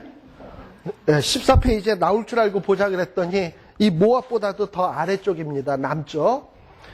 그런데 여기에 에돔이 있는데 이 에돔이라고 하는 곳은 말이죠. 그 지대가 어떠냐 하면 굉장히 높은 고지대예요. 산이 높아요. 예. 그리고 바위가 많고요. 바위. 여러분들 그 브라이스 캐년 가보셨습니까? 그동안에 너무 생업에 종사하시고 교회 봉사하시고 이러다 보니까 브라이스 캐년 못 가보셨구나. 혹 나중에 한번 이 브라이스 캐년이라 했는데 한번 제가 가보라고 권하고 싶습니다. 괜찮아요. 근데 거기 가보면 뭐가 특징이냐면 바위들이 다 빨개요. 아주 붉어요. 어떻게 이렇게 바위들이 저렇게 빨갈 수 있을까 할 정도로 굉장히 붉습니다. 그런데 이 에돔 족속이 사는 그 세일산 그쪽 동네도 지형이 그렇게 붉어요. 바위들도 붉고. 근데 그 바위들이 굉장히 많아요. 예, 바로 그런 데 사는 사람들입니다. 그래서 여기 1장 3절에 보면 에돔 족속의 이제 열국 중에서 미약하게 되고 멸시를 받는데 이 에돔 족속은 주로 어디 사냐? 바위 틈에 거하며 높은 곳에 사는 자. 왜냐하면 에돔 사람들 사는 지형이 그래요. 높은 곳이고 바위가 많아가지고 바위 같은 데다 동굴 파고 바위 틈새에다가 집을 짓고 이러고선 살아요. 그러다 보니까 적들이 쳐들어오잖아요. 바위에 숨어 있으니 뭐 활을 쏘거나 해도 그거 뭐 활이 제 효력을 발휘하겠습니까? 그러니까 또 높은 데 있으니까 적들이 침투해 오기가 쉽겠습니까? 그러니까 이 에돔 사람들은 늘 마음속에 우리는 안전하다. 누가 감히 우리를 건드리냐. 여기 쳐들어오는 사람들이 오히려 멸망당한다. 특히 또 바위가 많으니까 길도 꼬불꼬불할 거 아니에요. 근데 이 에돔 사람들은 자기네들이 사는 자기네 동네니까 길을 훤히 알고 있지만 적들은 쳐들어오면 어디가 길이고 어디가 막힌 길인지 모르니까 잘못 들어왔다가는 전멸당하기 십상이거든. 그러니까 소수의 병력으로 다수를 싸울 수 있는 아주 천의 요새의 동네가 에돔이에요. 예. 그러다 보니까 이 에돔 사람들은 어떤 마음이 있냐면 바위 틈에 거하고 높은 곳에 살다 보니까 그 중심에, 마음의 중심에 누가 나를 땅에 끌어내릴 수 있겠냐. 우리는 이렇게 천의 요새에 사는데, 그러다 보니까 자기네들은 안 망한다. 우리는 하나님 없이도 늘 나라가 강건할 수 있다 하는 어떤 마음이 생기냐면 교만이 생긴 거야. 예. 이 교만이라고 하는 이 죄는요, 나 잘났다 하는 것도 교만이지만 어떻게 보면 교만의 본질은 하나님 없이도 나 혼자서 다 할 수 있다라게 하는 게 이게 교만의 본질입니다. 근데 이런 교만은 결국 뭐냐? 교만은 패망의 선봉이에요. 멸망의 앞잡이에요. 예. 그러니까 이렇게 하나님 없이도 나는 될 수 있다. 이렇게 좋은 데 사니까. 이런 마음이 있었던 거야. 그러나 하나님은 뭐냐? 이렇게 교만한 자들을 향하여 비웃으세요. 비웃으시고 뭐라고 얘기하냐? 4절에 보면 내가 독수리처럼 높이 오르며 니네 땅이 지금 높다고 지금 잘난 체 하는데 독수리처럼 높이 오르며 어디에 별 사이에 깃들인다 할지라도 지금 겨우 바위 사이에 깃들이면서도 지들이 뭐 잘난 체를 하고 있는데 서로 네가 독수리처럼 올라가고 별 사이에 깃들인다 할지라도 내가 너를 어떻게 하겠다? 끌어내리겠다. 그럼 별 사이에서도 뭐 어디야?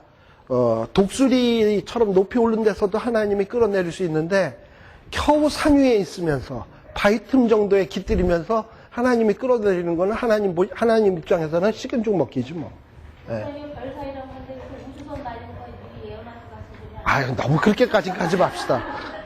그렇게까지는 가지 맙시다. 어쨌든 하나님은 설사 이게 시예요. 시 선지자들은. 그러니까 시라고 하는 것은 어떤 과학적으로 설명하면 안 돼. 시는요. 그러니까 시는 그 이미지를 가져야지. 별 사이에 깃들이고 바위 틈에 뭐 이렇게 별 틈에 깃들인다 할지라도 끌어내리겠다. 그거지. 하나님이 뭐 여기 우주선을 쏴가지고 별 사이에서 끄집어서 끌고 내려와서 처박는다. 이렇게 가면 안 된다고. 예. 자, 그래서 여기에 보면 독수리처럼 오르고 별 사이에 깃들일지라도 하나님이 끌어내리겠대요. 그러니까 이 에돔족 속의 첫 번째 멸망의 죄는 뭐냐 하면 하나님 없이도 나는 살 수 있다라고 생각하는 교만. 자기네들은 안전하다고 생각하는 교만. 근데 여러분들 보세요. 에돔 족속은 엄밀한 의미에서 아브라함의 후손입니다. 그죠? 아브라함의 후손이에요. 예. 그런데 이 아브라함의 후손이면은 어떻게 보면 믿음의 조상의 후손들이거든. 그러니까 에돔 족속도 엄밀한 의미에서 아브라함이 가졌던 믿음을 소유해야 마땅한 거예요. 그런데 같은 아브라함의 후손인데도 이들은 뭐냐 하면 에서 보세요. 하나님의 축복 그까짓 거 필요 없어. 나는 팥죽이 더 중요해. 이러고 살았던 게 에서 아닙니까? 그리고 지금 에서의 후손들도 뭐냐 하면 하나님 그거 필요 없어. 우리는 높은 데 있고 요새만 든든하면 돼. 적들이 못 쳐들어오는데 뭐 우리가 누굴 의지할 필요 뭐 있어. 그게 교만이에요. 그러나 그 교만이 결국 뭐냐 하면 자기를 망하게 하는, 자기 발등을 찍는 거예요. 바로 이스라엘 백성, 지금 에돔 족속이 망하는 첫 번째 죄는 바로 그런 교만입니다. 근데 여러분들 잘 보세요. 4절과 5절에 보면 거기에 보면 찌라도라고 하는 말이 2번 반복됩니다. 4절에도 찌라도, 또 5절에도 보면 찌라도라는 말이 나오죠. 자, 4절에서는 내가 독수리처럼 높이 오르며 별 사이에 깃들일지라도 끌어내리겠다 이 말이에요. 그런데 하나님이 이제 끌어내리는데 어떻게 끌어내리느냐 하면은 혹시 도적이 내게 이르렀으며 강도가 밤중에 내게 이르렀을지라도, 그러니까 도둑이 오고 강도가 들었다 할지라도, 도둑이나 강도는요 남의 집을 훔치러 들어갔어도 고가품만 딱 몇 개 집어갖고 나오지 쓰레받기까지 동원을 해가지고 먼지까지 쓸어서 나오지는 않아. 대개 보면 서랍 열고 막 이렇게 하고서는 캐시, 다 하다가 반지, 뭐 이런 것만 갖고 가지, 그 옷까지 다 싸서 메고 보따리에다 이렇게 해서 이고 나가는 이런 도둑이 어디 있겠습니까? 그죠? 강도도 마찬가지예요. 들어가서 딱 자기가 죽일 놈만 하나 딱 죽이고 나오지, 거기 있는 사람 일일이 다 하고 나오는 거는 이런 강도는 별로 없어. 그러니까 강도, 도적이 와도 만족하게 취하면 그치는 법이에요. 찌라도 그치는 법이에요. 그런데 지금 이 에돔 족속은 어떻게 되느냐? 그치지 아니하겠느냐? 그랬다는 얘기는 지금 이제 에돔 족속이 망할 때는 남는 게 있다는 게 없다는 거야. 그러니까 강도가 들어와도 남는 게 있고 도둑이 들어와도 남는 게 있는데 니들은 찌라도 없다. 근데 앞에 4절에서는 네가 암만 높이 있을지라도 끌어내려진다. 그리고 아래쪽에서는 강도가 왔을지라도 남는 게 있을 터인데 너는 없다. 그러니까 어떻게 보면 행한 대로 보응하는 거지. 나는 별 사이에 깃들일지라도 별 사이에 깃들이니까 괜찮다. 그런 데 대해서 하나님 뭐라냐면 네가 거기 깃들일지라도 내 끌어내린다. 그래서 나는 망해도 좀 남는 게 있을 거야. 웃기지 마라. 도둑이 와서 쓸어간다 할지라도 남는 게 있는 법인데 너는 없다. 무슨 얘기인지 아시겠죠? 이스라엘 에돔 족속이 한 만큼 하나님이 그만큼 보응하시겠다는 거예요. 예. 자, 그 다음에 포도를 따는 자가 내게 이르렀을지라도 또 나오죠. 보통 서리를 해도 다 따갑니까? 양심 있지? 우리 옛날에 농촌에 가면 뭐 수박서리, 뭐 사과서리, 뭐 이런 거 해도 한두 개 따가면 그치는 거지. 아주 트럭대기로 해가지고 다 따가지는 경우는 없잖아요. 그런데 지금 누구는 에돔 족속은 이렇게 쫄딱 망하게 된다 이 말이에요. 그래서 6절에 보면 이게 이제 앞으로 이런 속담이 생기게 된다는 거야. 이 에돔 나라 멸망하는 걸 보면서 어떤 속담이냐면 에서가 어찌 그리 수탐되었으며 그 감춘 보물이 어찌 그리 수탐되었는고 하고 이런 속담이 이방 나라에 회자되게 된다는 겁니다. 우리 아까 지도를 보시게 되면 아까 에돔 안 나와 있습니다만 지도 잠깐 한번 보세요. 거기에 보면은 갈릴리 바다, 사해 해서 갈릴리 바다에서부터 사해까지 선이 쭉 연결돼 있죠. 예, 꼬불꼬불꼬불 한 선이 직선은 아니지만 꼬불꼬불하게 쭉 선이 연결돼 있잖아요. 그게 강입니다. 그게 무슨 강이냐면 요단강입니다. 근데 그 요단강을 따라서 길이 있어요. 왜냐하면 요단강은 계곡이니까 강은 이렇게 돼 있잖아요. 양쪽으로 길이 있다 이 말이에요. 그 길을 보통 우리가 뭐라 그러냐 하면은 킹스 하이웨이라고 얘기를 합니다. 그러니까 일종의 무역로예요. 무역로라고 하는 거는 지금 여러분들 암몬보다 더 동쪽으로 가면 이제 어떤 나라가 있냐면은 메소포타미아, 그보다 더 동쪽으로 가면 인도, 더 동쪽으로 가면 중국, 더 동쪽으로 가면 대한민국 있거든요. 근데 옛날에 여러분들 실크로드라는 거 아시잖아요. 비단길. 중국에서부터 비단이 어디까지 가는 줄 알아요? 이집트까지 갑니다. 이집트까지. 그러면 쭉 중국 상인들이 혹은 아라비아 상인들이 물건을 가지고 쭉 오면 쭉 해서 바산 있는 쪽으로 해서 요단강을 따라서 쭉 내려와 가지고요. 에돔을 거쳐서 애굽으로 갑니다. 이해되십니까? 예. 그러다 보니까 이 에돔이라고 하는 나라는 그리고 이스라엘 백성들이 출애굽을 할 때도 에돔을 통과하려고 그랬잖아요. 그것처럼 이 에돔이라고 하는 이 지역은 오만 사람들이 지나가는 곳이야. 특히 상인들이 아라비아 상인들, 뭐 중국 상인들, 이집트 상인들 이런 사람들이 지나가다 보니까 에돔 땅 안에서는 지나가다가 뭐 물건도 사 먹어야 되고 또 자기네들이 여비 마련하기 위해서 자기네 있던 물건도 팔아야 되고 이래야 될 거 아닙니까? 그러니까 중간 지역이니까. 그래가지고 이 에돔 사람들은 꽤 경제적으로 부유했어요. 물건들도 많이 팔아가지고 돈도 많이 벌고요. 뭐 이 당시에 뭐 화폐가 있었나요? 되게 뭐 금, 은, 뭐 보석 이런 것들이겠지. 금은보화가 많지. 예. 그래가지고 금은보화가 이 에돔 사람들에게 많이 있었는데 이 에돔이 망하게 되면 그들이 꼭꼭 숨겨놓은 보물이나 금은보화들이 다 다 도둑 맞은 것처럼 다 날아가게 된다는 얘기야.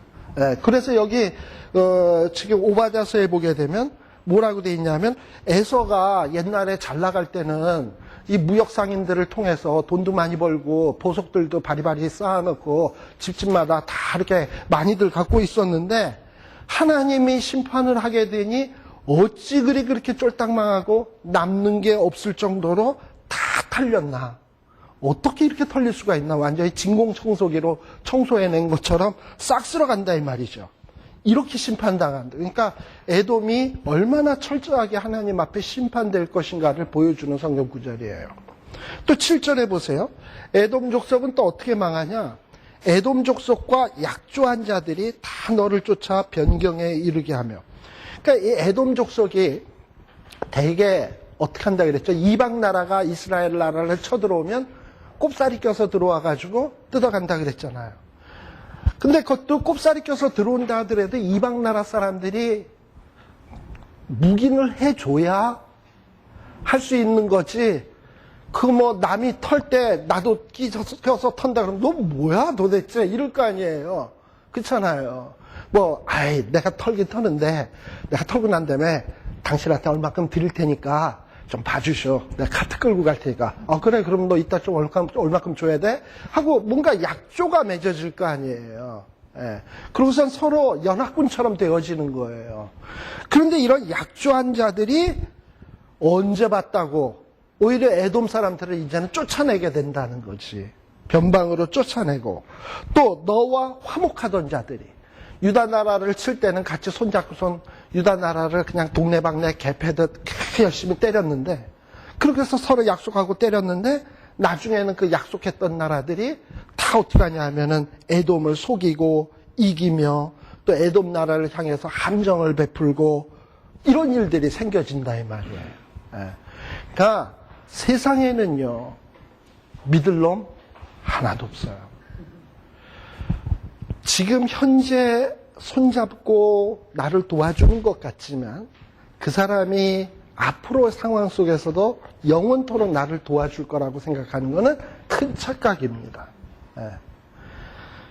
또 중공군이 6.25 전쟁 당시에 죽은 중공군의 숫자가 18만이랍니다. 그리고 미군이 대한민국에 와서 죽은 숫자가 얼마나 될까요? 한 3만 명 된답니다. 그렇다 그런다면은 중공군은 이 한반도에 와서 뿌린 피가 18만 명이고 미국은 3만이에요. 그러면 6배 차이예요. 자, 그런데도 우리는 이 3만의 미국과의 관계를 혈맹이라고 하죠. 혈맹. 왜냐하면 3만의 피를 흘렸으니까. 그러니 북한 입장에서 중국은 18만인데 이게 보통 혈맹이 아닌 거예요. 그러니까 천안함 사건이 생겼어도 중국은 입 다물고 가만히 이러고 있는 거지 지금. 그렇지만 중국이 언제까지 북한을 도와줄까요? 지금 중국이 오늘 오는데 뉴스 언뜻 들어보니까 이런 얘기 합니다. 중국이 천안함 사건에 대해서 침묵하고 은근히 북쪽을 도와주고 있는 이유 중에 하나는 전쟁 나가지고 북한이 망해서 난민들이 중국으로 유입되는 게 싫어가지고 안 망하도록 하려니까 북한 편 들어준다는 거예요. 그게 혈맹이에요? 결국은 중국도 자기 이익밖에 생각 안 한다는 거지. 미국은 안 그럴까요? 한국에 대해서. 그러니 우리의 도움은 어디서 오는 거냐 하면 하나님께서 주시는 거라. 근데 사람들이 그걸 몰라요. 뭔가 힘 있는 자가 내 편이면 뭔가 영원토록 나는 괜찮을 것 같다고 생각을 하는데 나랑 화목하던 자들, 나와 약조했던 자들이 나중에 나를 변방으로 내쫓고 나와 화목하던 자들이 내 밑에다 함정을 파고 이런 일들이 생기게 되는 거예요. 근데 사람들이 그걸 몰라. 근데 누구도 그걸 모르냐 하면 에서의 후손인 에돔 족속도 그걸 몰라. 7절 제일 마지막 부분에 보세요. 내 마음에 뭐가 없다? 지각이 없다. 그러니까 참된 지식이 없는 거예요. 참된 지식은 뭐냐 하면 누가 도움을 줄 건지를 알아야 돼. 높은 곳에 살면 안전할 거다? 천만의 말씀. 별 사이에 깃들이면 괜찮을 거다? 천만의 말씀. 여호와는 나의 반석이요 산성이요 요새요. 여호와는 나의 목자시요. 이게 진짜 지식인 거예요. 그런데 에서도 그걸 모르는 거야. 에서의 후손도. 그러니 하나님께서 이런 에돔 족속을 향해서 선포하십니다. 8절 나 여호와가 말하노라. 그날이라고 하는 날은 바로 심판의 날이에요. 심판의 날에 내가 에돔에서 어떤 자를 멸하겠다? 지혜 있는 자를 멸하며 에서의 산에서 지각 있는 자를 멸하지 아니하겠네. 앞에서는 지각이 없다더니 여기 밑에는 지각이 있다, 뭐 지혜 있는 자 이러고 얘기를 하네요. 이 에돔이라고 하는 나라에도 지혜 있는 사람들이 많이 있었습니다. 여러분들이 특별히 9절에 보면 드마나 하고 시작하죠. 드만이라고 하는 말은 대만이라고 하는 말과도 같은 말이에요. 대만. 여러분들 우리 욥기 했죠? 욥기에 보면 대만 사람 엘리바스 기억나시죠? 바로 에돔 사람이에요. 이 에돔의 중요 도성 가운데 하나가 대만이라고 하는 도성이에요. 드만이라고도 일컬어지고.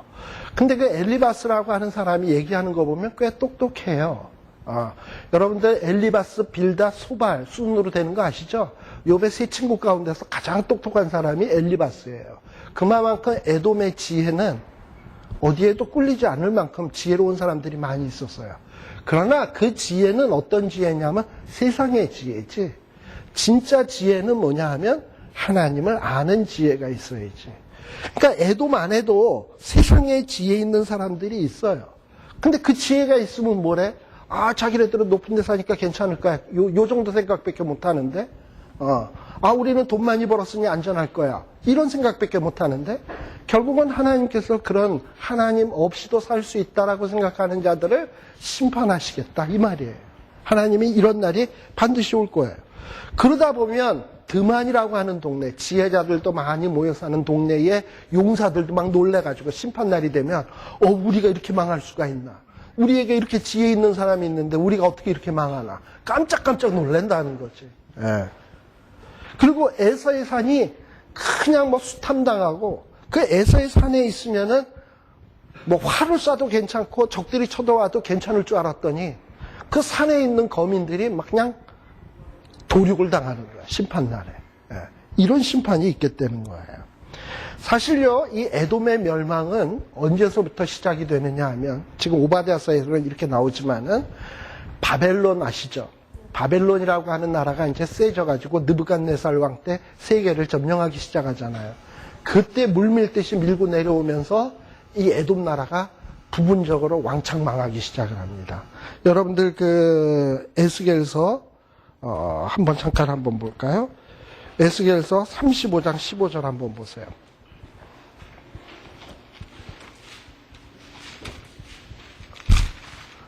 (35장 15절에) 보면 벌써 에스겔을 통해서도 이런 예언을 했어요.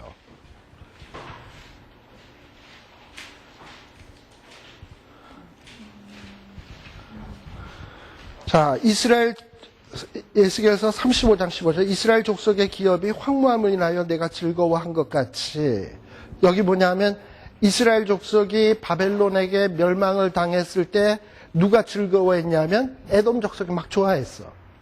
그런데 이제는 내가 너로 황무케 하리라. 에돔 족속을 황무케 하겠대. 그러면서 거기에 보면 무슨 산? 세일산.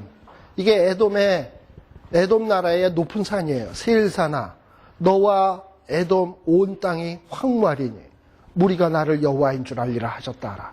이거에 대한 성취가 누구를 통해서 이루어지기 시작하냐면 처음에는 바벨론 나라에 의해서 이루어지고, 그 다음에 이제 바벨론이 망하거든요. 페르시아에 망하잖아요. 페르시아에 망하고 난 다음에 이 에돔 땅이 좀 무주공산처럼 돼버렸어. 그랬을 때 누가 쳐들어왔냐면 아까 블레셋과 아까 역대하 21장에서 보면 블레셋과 아라비아 사람들이 여호람 왕 때 이스라엘을 쳐들어왔다 그랬잖아요. 근데 이 아라비아 사람들이 BC 5세기에 이 에돔 나라를 쳐들어와서 싹 쓸어버렸어. 근데 아라비아는 이스라엘 나라를 칠 때 에돔하고 동맹 맺어가지고 같이 이스라엘을 괴롭혔던 나라 아니야. 그러니까 아까 오바댜서에 보면은 7절에 보면 너와 약조한 자 화목했던 자들이 네 등 뒤에다 빚을 꼽는다 그랬는데 아라비아 사람들이 BC 5세기에 아니나 다를까 에돔을 쓸어버려요. 그리고 궁극적으로 에돔이 쫄딱 망하게 된 때는 언제냐 하면 마지막 로마가 등장을 하면서 에돔은 완전히 망해버려요. 바로 그런 식으로 해서 에돔의 멸망의 역사가 이렇게 되어지게 됩니다. 예. 자, 그러면 왜 이렇게 에돔 족속이 멸망하느냐? 우리가 1장에 보면은 첫 번째는 교만이라 그랬습니다만, 첫 번째는 교만이고, 이제 두 번째, 죄가 나와요. 10절에서부터 보면, 하나님이 이 에돔 족속을 심판하는 이유 중에 하나는, 누구에게? 형제 야곱에게 행한 포악을 인하여 수욕을 입고 영원히 멸절된대. 예. 그러니까, 에돔이 멸망하는 그 죄는 뭐냐면, 동생 나라를 아주 포악하게 대한 거. 동생 나라를 괴롭힌 거. 그 죄로 인해서 에돔은 멸망한다는 거예요. 자, 이 말을 듣는 여호람 왕. 우리가 동생 나라고 에돔은 형님 나라인데 저 형님 나라 되는 나라가 맨날 우리 나라를 괴롭히니 하나님이 멸절시킨다? 여호람 들었을 때 이 얘기가 얼마나 기뻤을까? 그거 쌤통이다. 빨리 망했으면 좋겠다. 이러고 생각하다가 여호람의 마음속에 무슨 생각이 들까? 그러니까 역대하에 보면 여호사밧 왕이 여호람의 형제 여럿이 있었는데 다른 형제들에게는 보물 주고 견고한 성읍 주고 다 주었는데 아달랴가 맨날 옆구리 콕콕 찔면서 당신은 도대체 아버지한테 얼마나 밉보였으면 그것도 못 받고 이러다가 나중에 왕이 세력을 얻은 다음에 동생들 다 쳐주겠잖아. 자, 에돔 나라가 동생 나라를 향해서 포악하게 굴긴 했어도 유다 나라를 멸절시키지는 않았거든. 그런데 여호람은 어떤 인물이냐 하면 동생들이 많이 가졌다고 해서 그것을 빼앗기 위해서 동생들의 목숨까지 빼앗은 자거든요. 그렇다면은 에돔 족속의 죄가 커요? 여호람의 죄가 커요? 여호람의 죄. 그것도 동생 한둘이 아니야. 여러 명 다 죽였어. 또 거기에다 그것도 모자라서 어느 방백이 왕이시여 이러시면 안 됩니다. 당신들 동생이십니다. 고정하시옵소서 이랬을 거 아니에요. 이놈이 무슨 방백 중에 몇 두 때려잡았다 그랬잖아.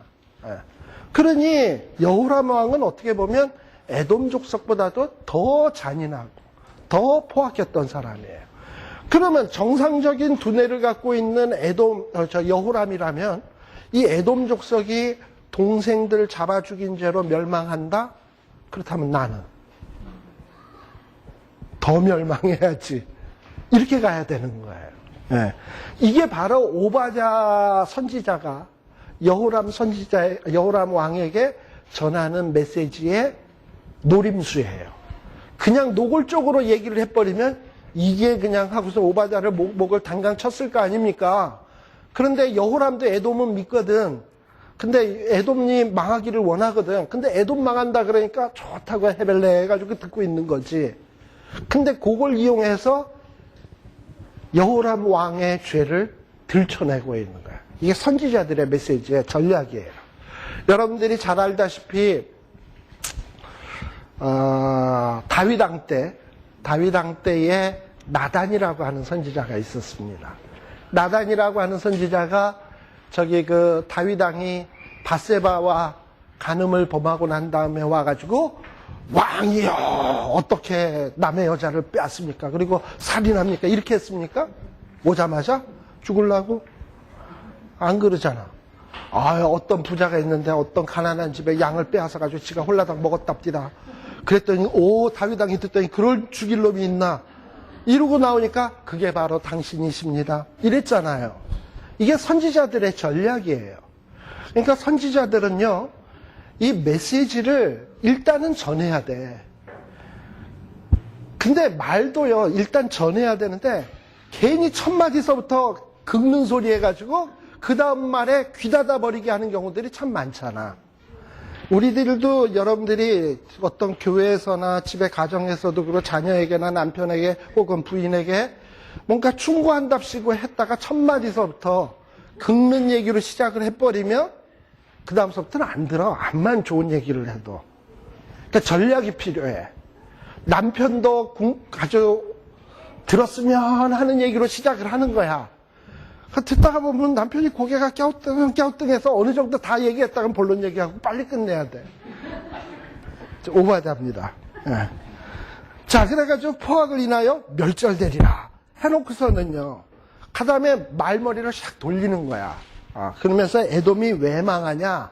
에돔 얘기로 자꾸 여호람을 자극할 수는 없잖아요. 그러면서 에돔이 왜 망하냐 하면, 내가 멀리 섰던 날, 에돔이 멀리 섰던 날이라는 거 하는 것은 뭐냐면, 유다 나라가 이방 나라에게 막 얻어 터지고 있는데 강 건너 불구경하듯 서 있는 걸 얘기하는 거예요. 멀리 섰던 날에 곧 이방인이 그의 재물을, 그라고 하는 건 누구냐면 유다 나라의 재물을 늑탈하며, 이방인들이 유다 나라의 성읍에 들어가서 막 이것도 뺏고 저것도 뺏고 막 제비 뽑아서 나누어 갖고 하던 날에, 바로 그 날에, 앞에도 멀리 섰던 날, 그리고 뒤에도 날에 너도 뭐 같았다? 그들 중 한 사람 같았다. 똑같았다. 멀리서 있었다고 네가 다를 바 없다. 너도 똑같았다. 왜냐? 12절에 보면 내가 형제의 날, 다시 말하면 동생 나라 유다 나라가 이방 나라들한테 짓밟히고 어려움 당하는 그런 날에, 그리고 유다 나라가 재앙당하는 날에 형님 나라라면 그냥 강 건너 불구경하듯 지켜볼 일만이 아니다. 그래서는 안 된다. 네가 뭔가 유다 나라를 도와줘야지. 근데 왜 너는 유다 나라 망하는 거 보면서 어떻게 했냐 하면은 패망하는 날에 뭐 했다? 기뻐하고. 그리고 유다 나라가 고난당하는 날에 너는 뭐 했다? 입을 크게 벌렸다. 자, 이 크게 벌리는 경우 세 가지. 첫째는 쌈 싸먹을 때.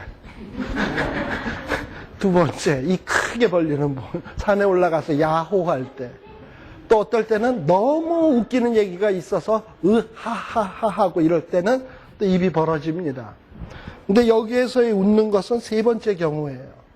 유다 나라가 멸망하는 것을 보면서 기뻐하는 거예요. 그냥 뭐 좋아주고 웃고. 근데 이래서는 안 되는 거예요. 이래서는. 예. 근데요, 참 사람이 악한 본성이 누구에게나 다 있나 봐. 저는 오늘 일본이 페널티킥해서 지는 거 보고 좀 기뻤어요. 아이, 우리는 떨어지는데 쟤네만 올라가면 어떡하나 이러고 있었는데, 아니나 다를까 일본 선수 하나가 뻥 하고 차더니 골포스트 딱 맞고 튕겨 나오더라고요. 그래서 속으로 지금 웃듯이 저도 그거 막 웃었다니까.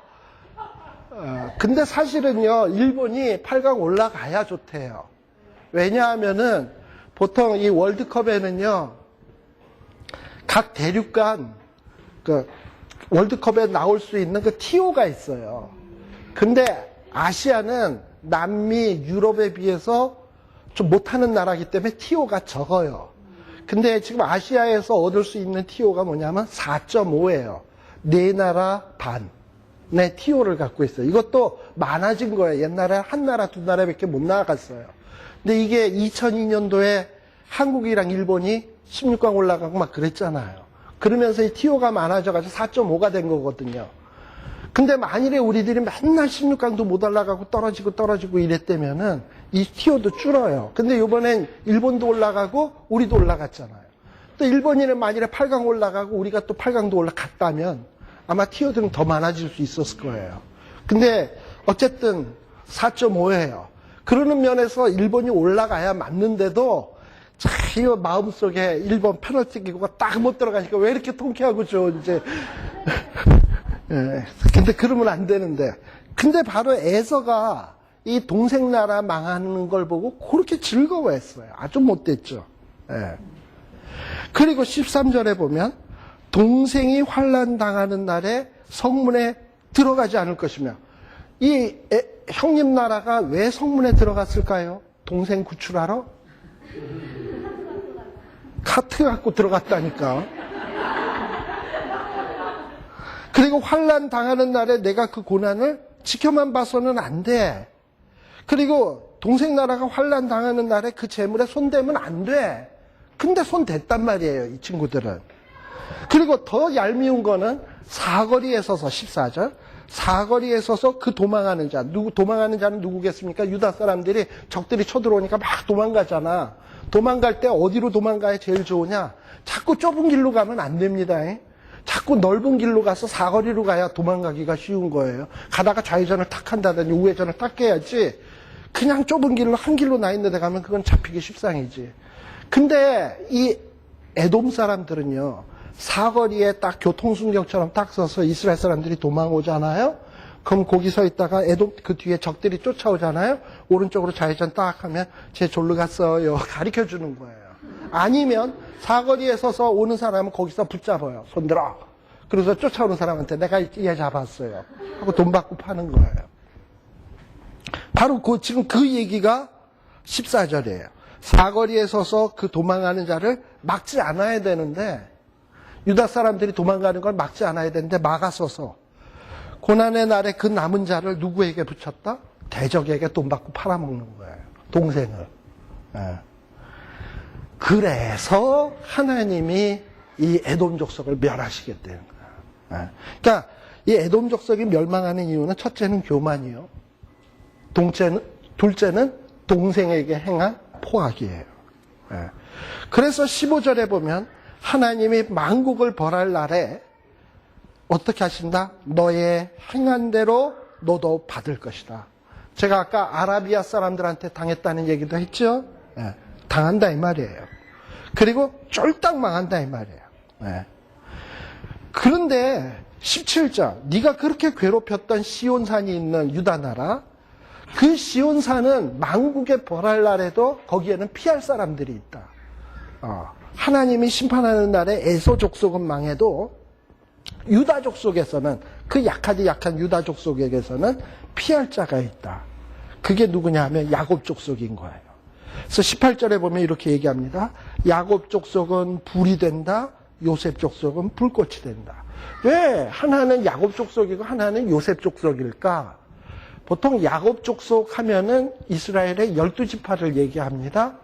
그리고 또 요셉족 속 하면은 뭐냐면 북이스라엘의 에브라임과 므낫세 아시죠? 가 중심이 되는 북이스라엘 사람들을 얘기합니다.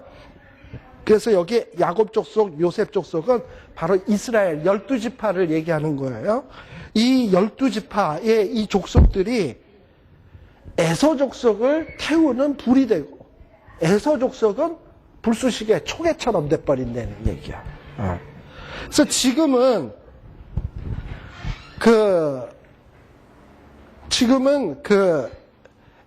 에서 족속이 강한 것 같고 에서 족속이 잘 되는 것 같지만 하나님이 심판하시겠다는 거예요. 그렇게 해서 이스라엘 족속을 우뚝 세우시겠다는 거예요. 그러면서 보세요. 19절, 20절, 21절 어렵지 않습니다. 여기에 보면 요셉 족속들이, 이스라엘 사람들이 어떻게 되느냐. 이스라엘의 남방에 있었던 사람은 에서의 산을 얻지요.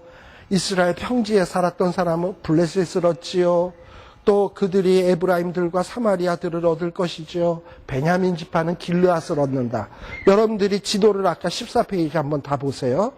보시게 되면, 자, 실제 이스라엘 땅이 있어요. 근데 여기에 보면 얻는 거 보면은 남방 사람은 에서의 산, 모압 밑에 있는 산들을 다 얻어요. 또 평지 사람은 어디를 얻어요? 블레셋을 얻어요. 또 그들이 어디를 얻어요? 에브라임과 사마리아의 들을 얻어. 그 이스라엘이라고 되어 있는 그 땅이에요. 베냐민은 어디를 얻어요? 길르앗 땅을 얻어요. 그러면 실제 이스라엘 하나님이 주시겠다 했던 이스라엘 땅보다도 훨씬 더 큰 땅을 얻는 거야. 이 땅은 언제적에 판도냐 면 다윗과 솔로몬 시대 때 거의 가졌던 땅의 넓인 거예요. 그러니까 그 정도로 이스라엘이 하나님의 축복을 받게 된다는 겁니다. 네. 그리고 더 나아가서 20절에 보게 되면 사로잡혔던 이스라엘 무차소는 가나안 사람에게 속한 땅 사르밧까지를 얻는다. 사르밧은 어디냐면 여러분들 14페이지에 보면 베니게라고 있죠. 베니게. 거기에 보면 조그맣게 두로와 시돈이 있는데 그 두로의 약간 남쪽에 있는 지역이에요. 그러니까 이 베니게 땅까지도 얻는다는 거야. 예. 베니게 땅까지도 얻고. 그러니 얼마나 많은 땅을 얻는지 몰라요. 결국은 이스라엘을 괴롭혔던 에서는 망하고 유다 족속은 하나님의 축복으로 넓은 땅을 소유하게 될 것이다 라는 얘기입니다. 자, 그렇다면 이 오바댜서는 단순히 여호람이가 자기 동생들을 죽인 것을 잘못했다고 깨우치는 목적으로만 주신 걸까요? 아니에요. 그렇다면 여호람에게 가서 설교만 하면 돼. 기록까지 할 필요는 없어. 이것을 기록했다라고 하는 얘기는 아까 우리라는 표현이 있었죠? 이 글을 읽는 공동체, 우리까지 포함하는 거예요. 즉 무슨 얘기냐? 우리 하나님을 믿는 사람들은 세상에서 보면 미련하고 약한 자들이에요. 하나님은 약한 자를 들어서 지혜롭고 강한 자들을 부끄럽게 하신다 그랬잖아요. 그러다 보니 우리가 세상을 살아갈 때 지혜롭고 강하고 권세 있는 사람들이 때로는 우리를 핍박하고 괴롭혀, 멸시하고. 그럴 때 얼마나 아픈지 몰라. 그러나 우리들이 낙심할 필요 없는 것은 하나님께서는 반드시 하나님의 택한 족속들을 괴롭히는 자들을 절대로 가만 내버려 두질 않아. 때가 되면 그 포악을 인하여 심판하실 거예요. 그리고 지금은 우리가 약한 것 같지만 그날에는 일어나라고 하십니다. 그리고 우리가 불이 되게 하시고 그들을 우리 앞에 초계가 되게 하세요. 그리고 우리가 그들을 살을 거예요. 그리고 우리가 하나님이 약속하신 풍성한 땅을 소유할 거예요. 그래서 어떻게 보면 이 오바댜서는 여호람의 죄를 지적하는 그 측면도 있지만 후대에 이 글을 읽는 사람들에게, 특히 이 글을 읽는 하나님의 백성들이 아무리 연약하고 남들에게 짓밟힌다 할지라도 낙심하지 말라는 거예요. 때가 되면 하나님의 심판이 있고 우리들이 궁극적으로 승리할 것이라는 것. 왜? 하나님이 우리의 하나님이니까. 그래서 여러분들이 이 선지서를 읽으시면서, 오바댜서를 읽으시면서 깊이 생각하셔야 될 것들이 몇 가지가 있어요. 첫째는 나는 과연 형제에게 포악을 행치 않는가. 사실 나도 예수님께서 나를 피로 값주고 샀지만 교회 안에 내가 제일 미워하는 그 권사님, 그 장로님, 그 집사님도 주님께서 피로 값주고 샀다는 사실을 잊어서는 안 됩니다. 혹 내가 그를 미워하고 그에게 함정을 파고 그를 미워한다면 하나님은 형제에게 행한 해악에 대해서 결코 좌시하지 않는다는 거예요. 이해되십니까? 그러니까 교회 안에 있는 우리 형제 자매는 화목해야 돼요. 또 둘째는 어떤 환경 속에서도 누구에게 짓밟힌다 할지라도 낙심치 말자. 이해되십니까? 이게 어떻게 보면 오바댜서가 우리에게 던지고자 하는 가장 중요한 메시지라고 볼 수 있습니다. 다음 시간에는 우리가 요엘서를 요엘서를 하도록 하겠습니다. 기도하겠습니다. 하나님 아버지 감사합니다. 오늘 우리가 오바댜서를 통해서 우리 하나님께서 오늘날 우리에게 하시고자 하는 말씀들을 잠시 더듬어 보았습니다. 하나님 아버지, 주 안에서 피로 값주고 산 우리 형제 자매들을 정말 내 몸처럼 사랑할 수 있는 저희들 되게 하여 주시옵소서. 참 우리 하나님의 택한 백성들이 이 세상을 살아갈 때 그 길이 험난하고 힘들고 피곤하고 또 세상의 적들이 우리들을 핍박하고 괴롭힌다 할지라도 결코 낙심하거나 좌절하지 말게 하여 주시며 하나님의 심판의 날이 있음에 용기를 내어 꿋꿋하게 걸어가는 저희들 되게 하여 주시고 하나님의 궁극적인 축복이 있음에 정말 희망 속에 승리할 수 있는 저희들 되게 하여 주시옵소서. 예수님 이름으로 기도드리옵나이다. 아멘. 수고하셨습니다. 마치겠습니다.